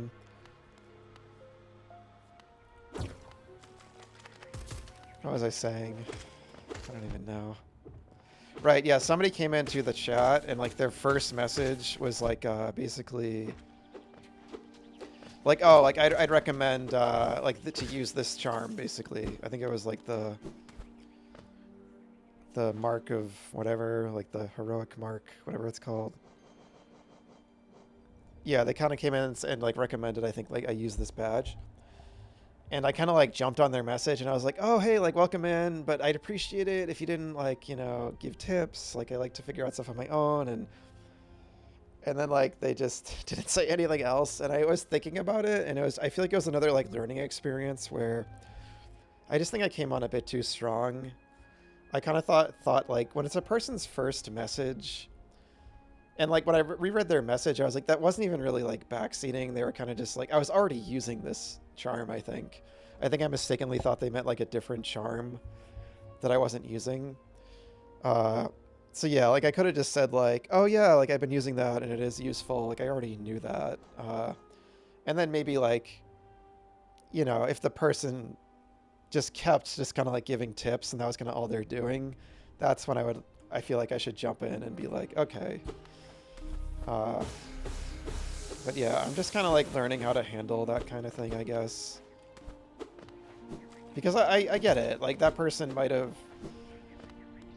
They weren't necessarily the type of chatter who's just gonna, like, give unsolicited help left and right. They might have just, like... Just, hey, I like this charm. Try it out, you know, and... Yeah, I can understand... I could picture, like, going into a stream, and if the streamer just immediately, like, kind of jumps on you for what you said, to just kind of be like, yeah, I'm good. Right.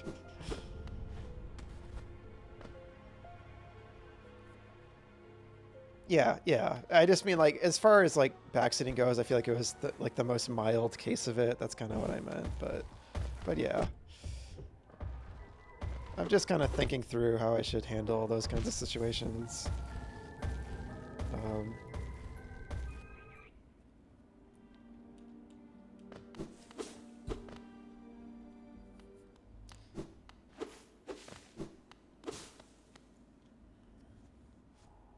All right.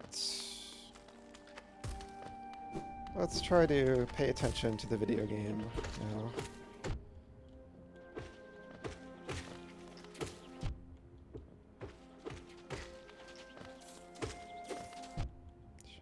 Shit.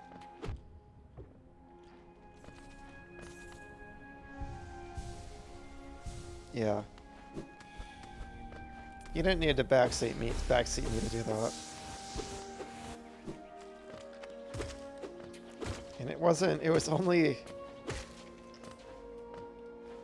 thrice. It was thrice times. And 2 of those times were at the same time, because it was the end of Xenoblade 3. And the other one was halfway through Xenoblade 3. But I feel like... I'm always like, is this too much? Right? Like, Xion doesn't... I never, like, expect you to read any of that. I just, like, have to get it out of my system. And, like, you know, I know you love the Xenoblade games and stuff like that, so... And I know you said you're cool with it, but... Especially then, I was like, is 10 pages too much? Is this the moment when Xion is going to be like, yeah, I'm good. But I still just sent it out there, because I had a lot of thoughts. You didn't know that was an option? You gotta earn that option. What you gotta do, Rick, is you gotta be playing the same massive RPG that I'm playing. So then I can have, like, a ton of thoughts to send to you. Thank you for reading my thoughts, and thank you for talking about the games. And thank you for being here. I gotta, this guy is driving me. Also, I lost all my money because I've died to him like a billion times. But I don't think I had a lot anyway. I hate this thing. I can't let it beat me. I can just run away, but... Spirit tracks. Yeah. Doesn't really annoy me, I mean, I think it's funny.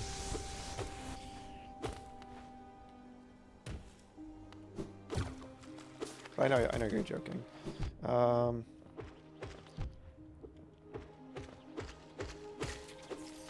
But yeah, any kind of Zelda impetus usually is what will do it. That will get me yapping.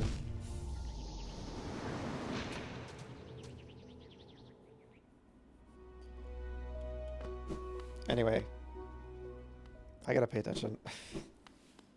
Obviously, I've just been looking at the chat and not paying attention to the buttons I'm pressing at all, really. But also, these enemies are kind of rough. These hoppy enemies, because they take a lot of hits, especially combined with projectile stuff.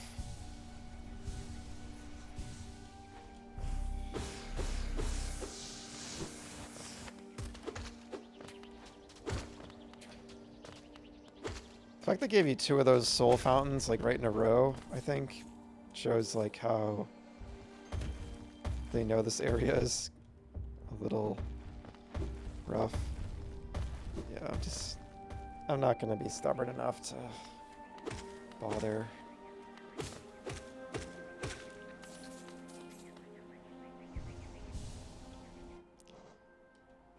Part of it is this, too. When I got to this area, I just really liked the aesthetics, so I just kind of wanted to vibe with the art.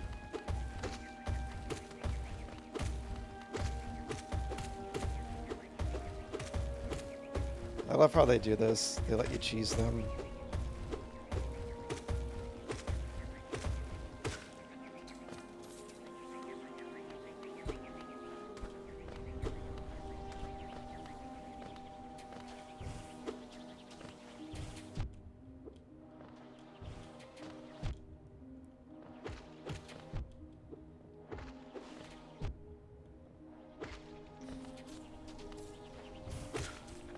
Surprisingly hard to dodge those.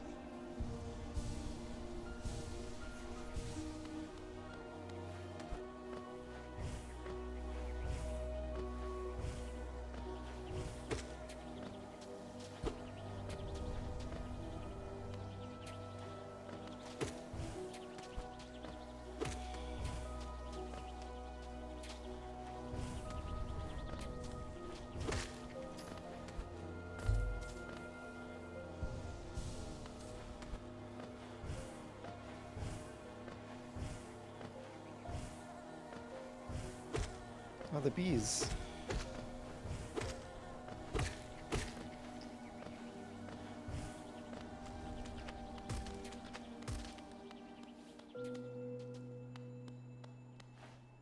Cool. Look at that thing. Wow.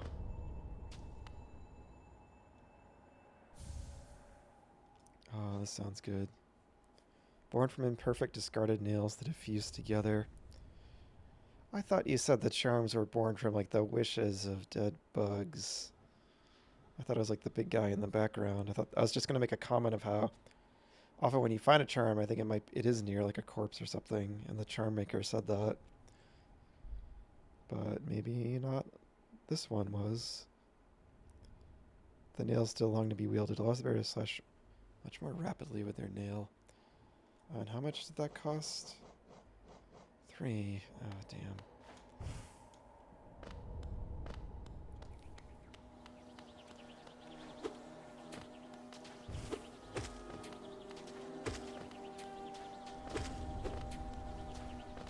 Charms are just such a great little reward for exploration besides the major upgrades.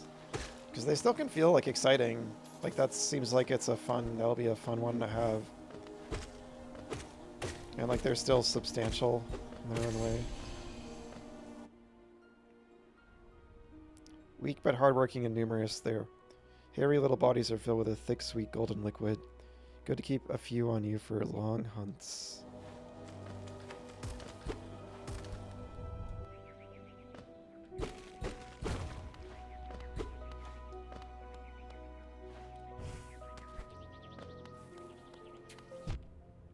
Is there anything else this way?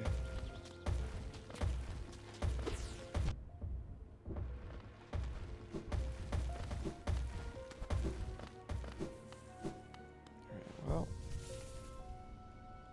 can do that at least. Let's try that badge actually.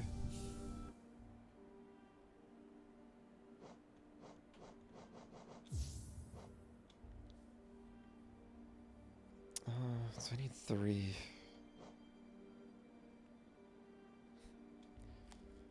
Not my mark of pride.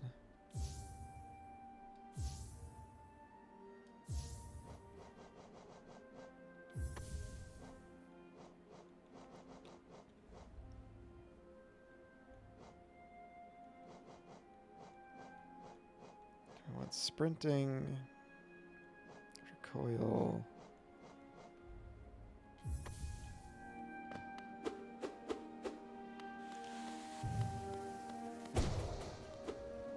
So speed that up too, I wonder.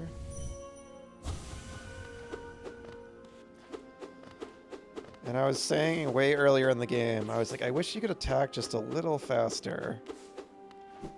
So of course, there is an upgrade.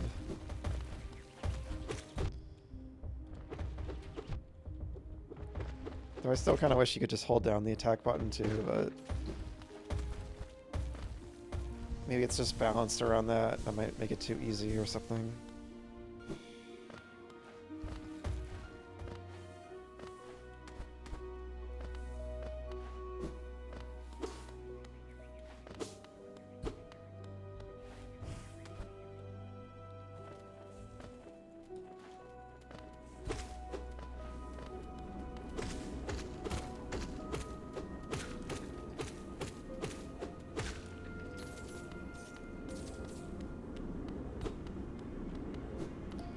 Remember to not only slash the walls for secrets, but try to run through them.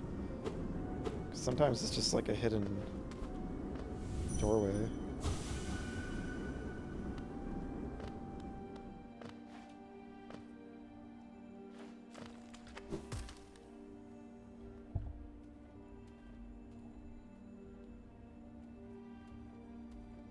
How often there's like a lot of stuff just crumbling around you in this game.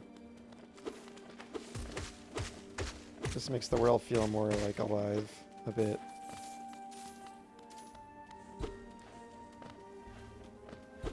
At least kinda with like the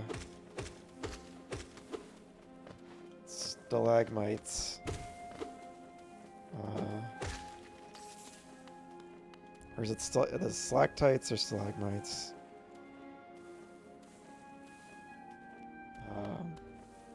I think it's stalactites are the ones that hang from the ceiling. Just the way I was taught to remember it is like stalagmites push up with all their might and stalactites hold on tight or something like that.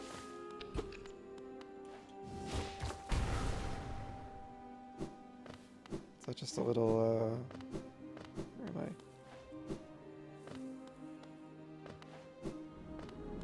Yeah, okay.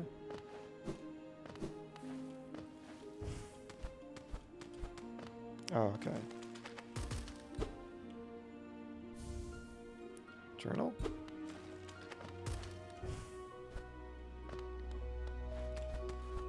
And I just got a couple little treasures as minor little rewards, which is nice. For more money.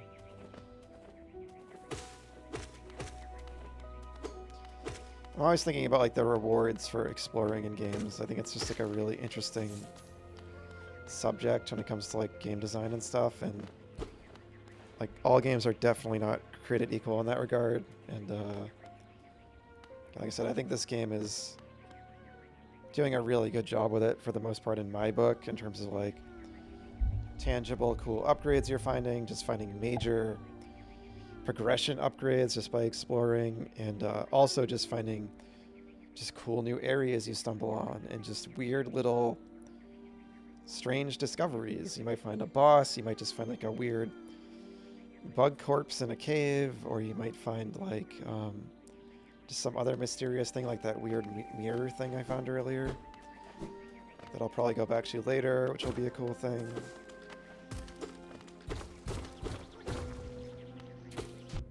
So yeah, it's really fun to just explore this world.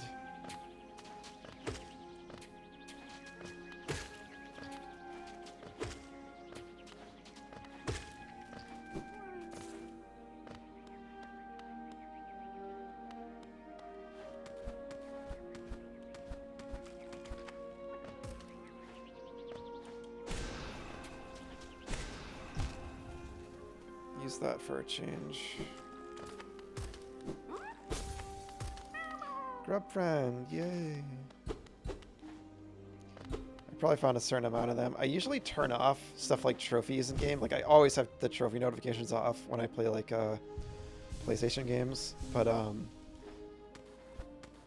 left them on here just because they're kind of like internal to the game, so they kind of feel like part of the experience, I guess. And just the font and the art with them is just nice. So, and there's no like annoying chime really when they show up. It's very, very subtle. And it's usually just like after I beat a boss or something, so it feels nice to see the little notification. So I don't really mind it here.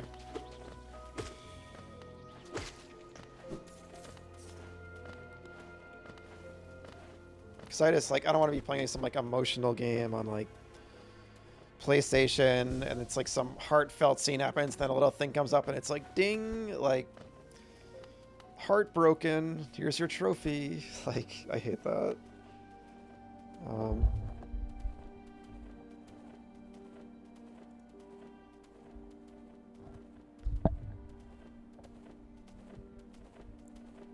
Okay.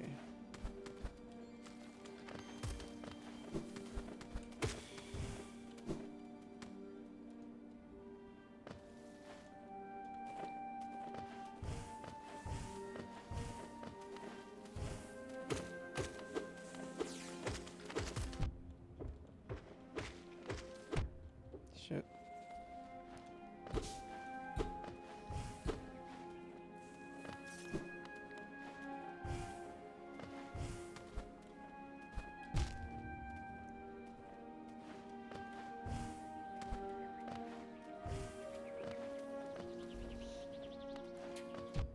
Wait, where am I? Oh, it like put me... Oh, these guys are back. Put me like above where I was. Oh, why are you chasing me? Oh. Damn. That like threw me off. It put me like above where I was, I think. I was confused.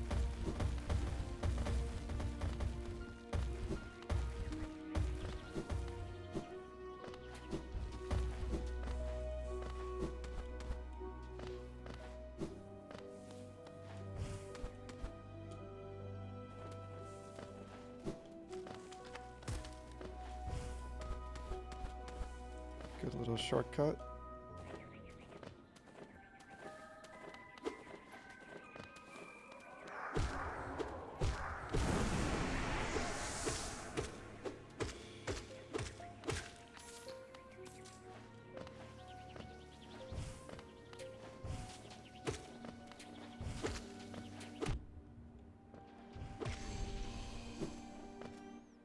What do you got for us now? These cruel foes will ambush you and relentlessly attack with their searing venom. How strange that their descendants are so weak. If I have children, I hope they will be stronger than me. Oh, because those are... By descendants, they mean like the other aspids from earlier in the game. Yeah, I was kind of saying earlier, like the Hunter's notes, like they weren't adding like too much like lore stuff, and I was kind of questioning what's the point of locking them behind like killing a bunch of guys. But I think it's kind of a nice little like treat, you know, to just every once in a while get that little notification for fighting. It's like an extra little reward. It's usually not that much interesting, not too interesting, the information, but it's kind of a nice little thing. You hate the jumpy guys, Gion, but they're cute. But at the same time, something about the way they jump triggers my motion sickness. I can see that. They're very sporadic. They are kind of like a little jittery, you know, like a little anxiety-inducing. Like, I can see that.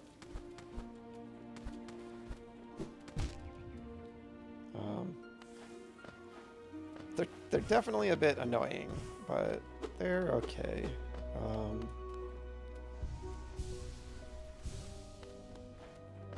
None of the enemies so far. There's been a couple that have been a little more, slightly more irritating than others, but I feel like they've all kind of had their place so far. None of them have like really annoyed me. Like just been like, God, why is this enemy even here? All it does is annoy you. Like the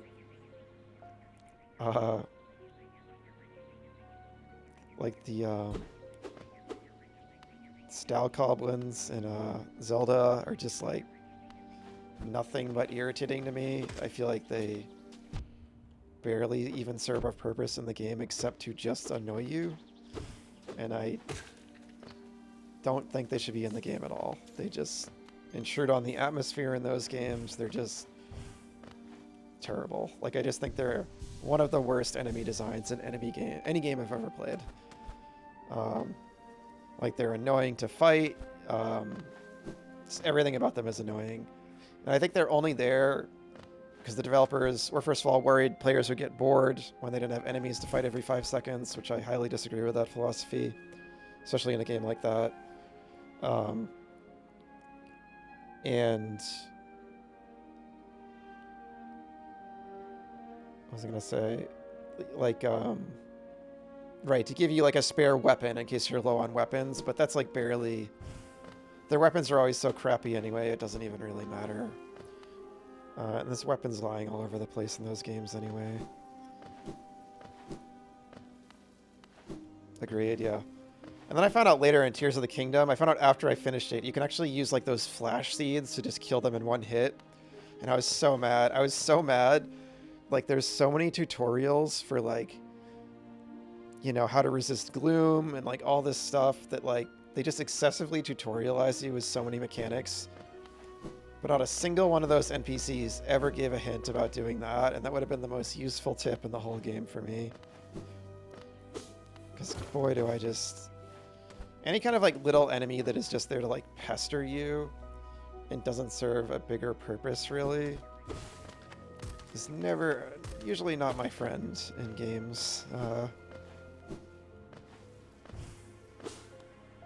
What's this way? I think that's where I came from. Maybe?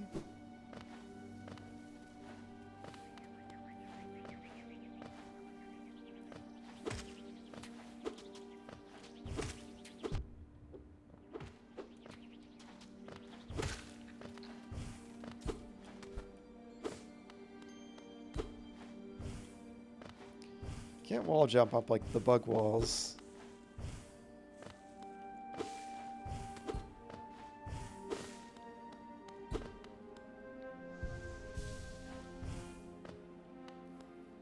Bench is up.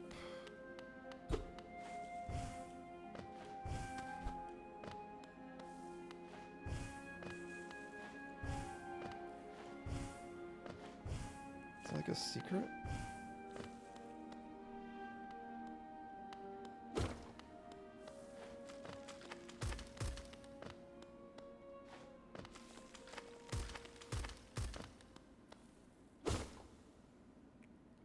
shit. There she is. Miss Silksong. Hornet fight number 2, maybe?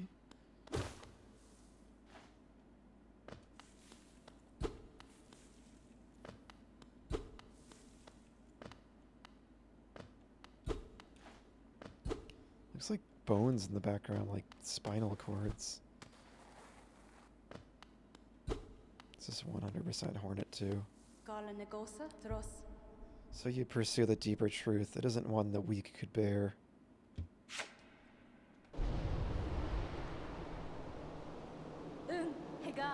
Prove yourself ready to face it. I'll not hold back. My needle is lethal, and I'd feel no sadness in a weakling's demise. Show me you can accept this kingdom's past and claim responsibility for its future.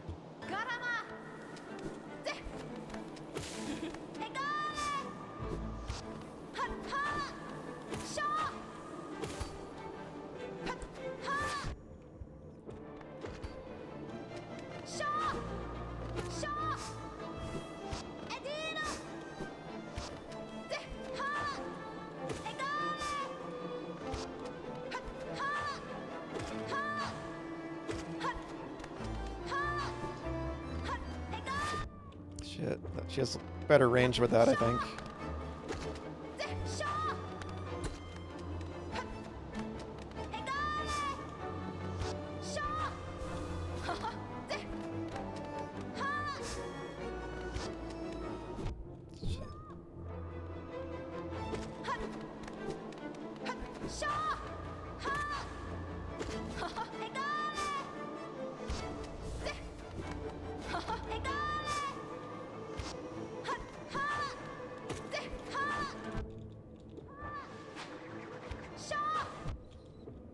Can't do that.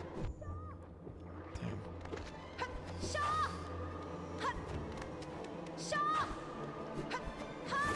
Do your hook shot.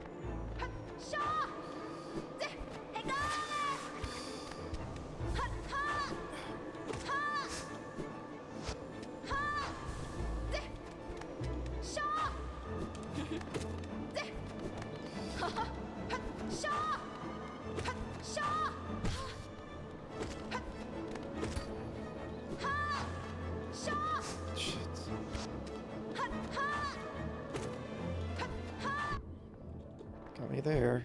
Damn, damn, damn. Oh. Oh, man. Well played. Well played, Hornet.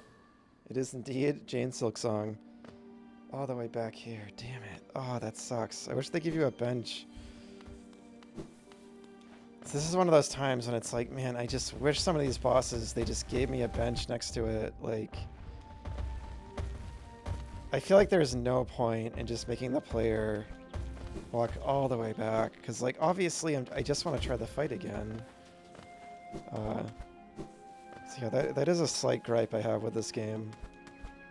Because the bosses are so fun, and I just want to jump right back in. And yeah, like, it's... Once you just run through everything, it's not too bad, but... Like, this one in particular feels... like, kind of a pain to get through all these enemies again.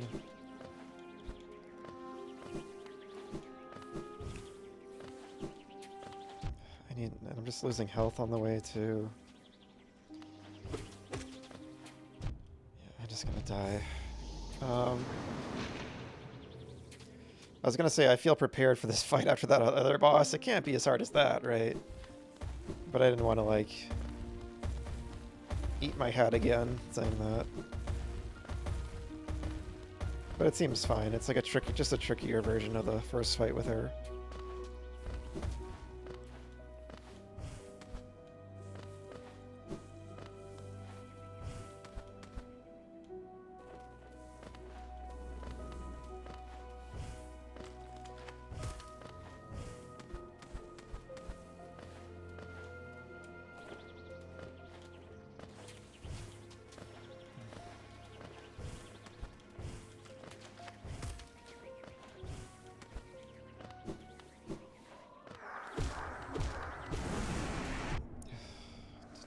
To put us... What do these things here.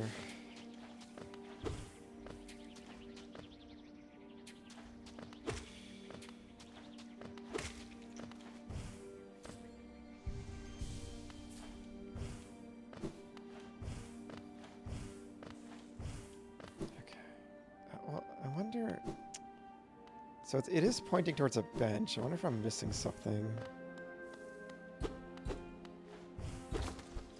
There we go. Okay.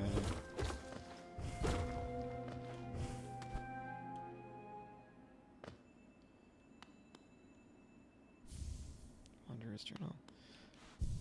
Fair enough, designers. Fair enough. It was hidden in my defense. I thought I tried attacking the ceiling earlier. Look at the little bug in the hammock. What do I have equipped right now? Long nail, quick slash, and sprint. It's probably good for this fight.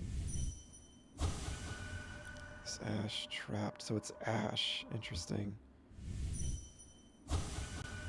It's not snow, it's ash. Can we do it to that one?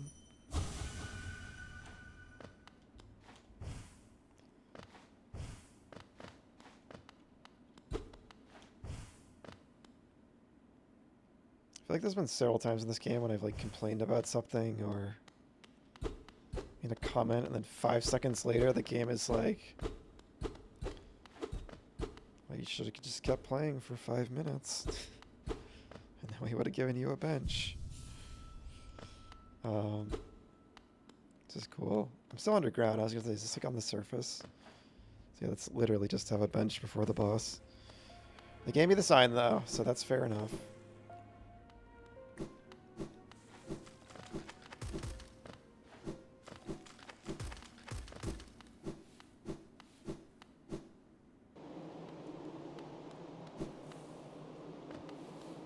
Was this wind here earlier?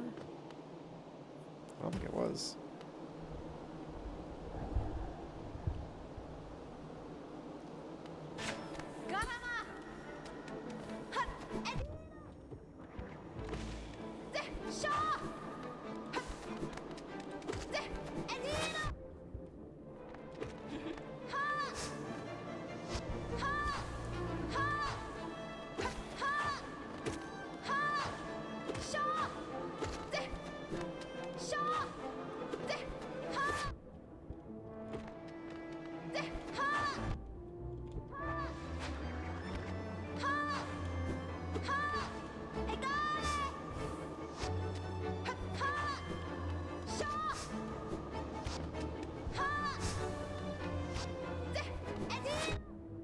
Keeps getting me with that.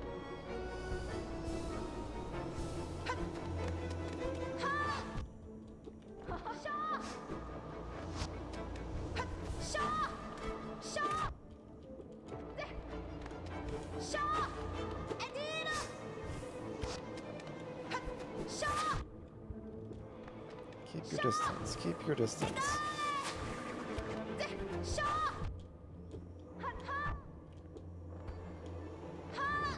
Thank you. No, I don't have any soul. Damn.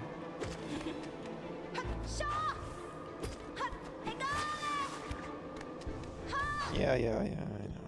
Take my health away. Go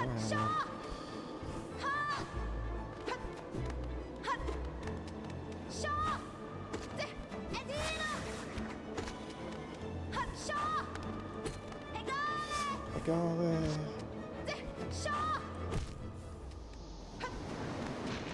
Got me again. I tried to heal, but I was not firmly on the ground, so I didn't register. I really like how unpredictable her movement is in these fights. She really doesn't really have like a set pattern, which is pretty cool. But she moves in like a readable enough way that it still feels very fair and doable. It's just you gotta really be on your toes. Buddy. Come on. Damn it. I'm just gonna go back.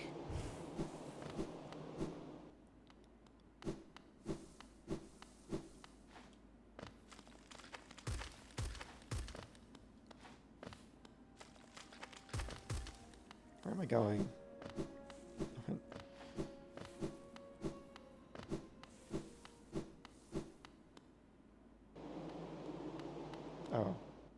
that far back?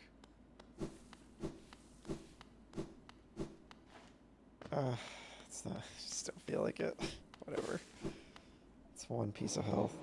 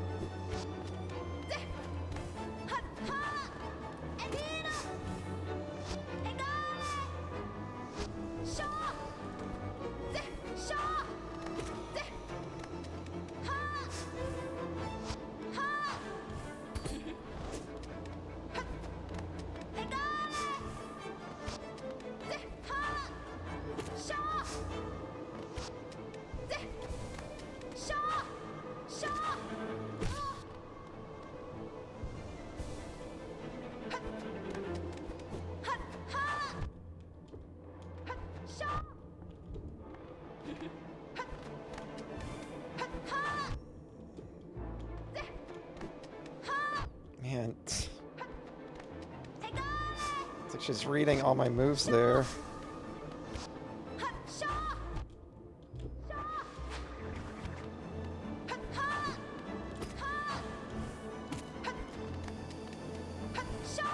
Oh, I thought she was gonna do like go forward in the air. It really feels like they read your moves sometimes, but yeah. That is the case. That would be impressive and pretty cool. Almost like a fighting game or something. Not that I'm at all really versed in fighting games, but as far as I like, oh my god, I did it again. Yes, she's totally hacking.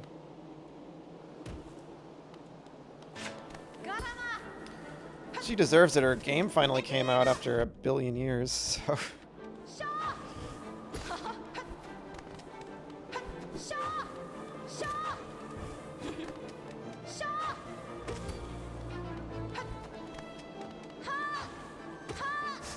Adina.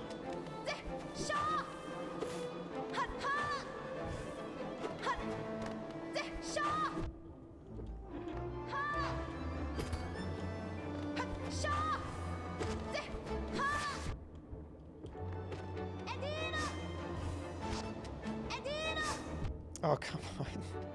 I don't think I'd be in range.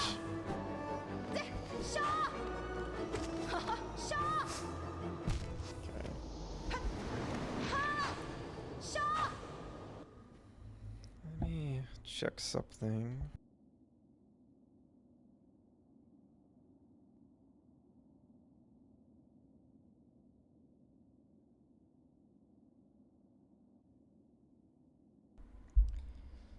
Okay, so I think I am gonna call it there for tonight. I can tell I'm just kind of like distracted. And I'm already like, I'm still razzled by that boss earlier, so it's just like, this is another pretty tough boss.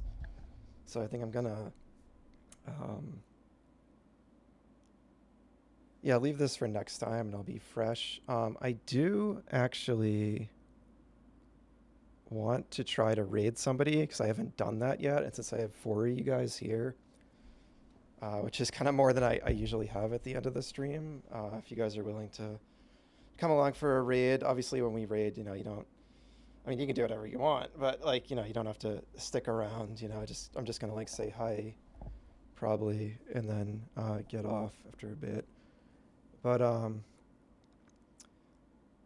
so let me see. Again, I'm nervous to do this. I'm not like quite sure how it works. I've been trying to look into it.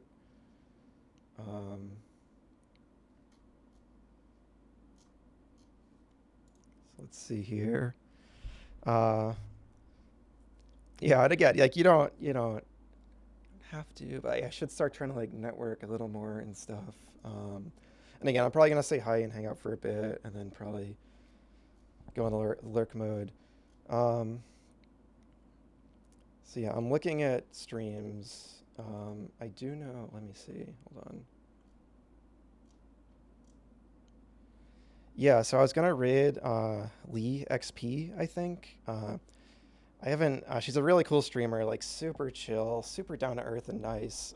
She's done some really like thorough, awesome Zelda playthroughs in the past that I've hung out in and chatted. I haven't hung out in her stream in a while. I kind of have been more like lurky there as of late. But she's playing Tomodachi Life, which is like a really quirky, funny, chill game. I feel like that's the perfect chill game to like raid into. So I think I'm gonna try to raid Lee, and I know Xion knows Lee. And I know she's like really nice. I'm like nervous to do it. So I don't know, even know if she'll notice, but hopefully I can just gotta sneak in. Um, so yeah, okay. So let me start the raid, and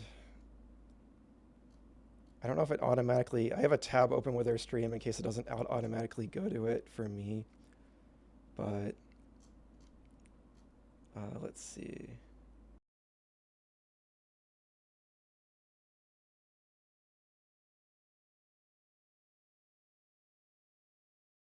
Chat.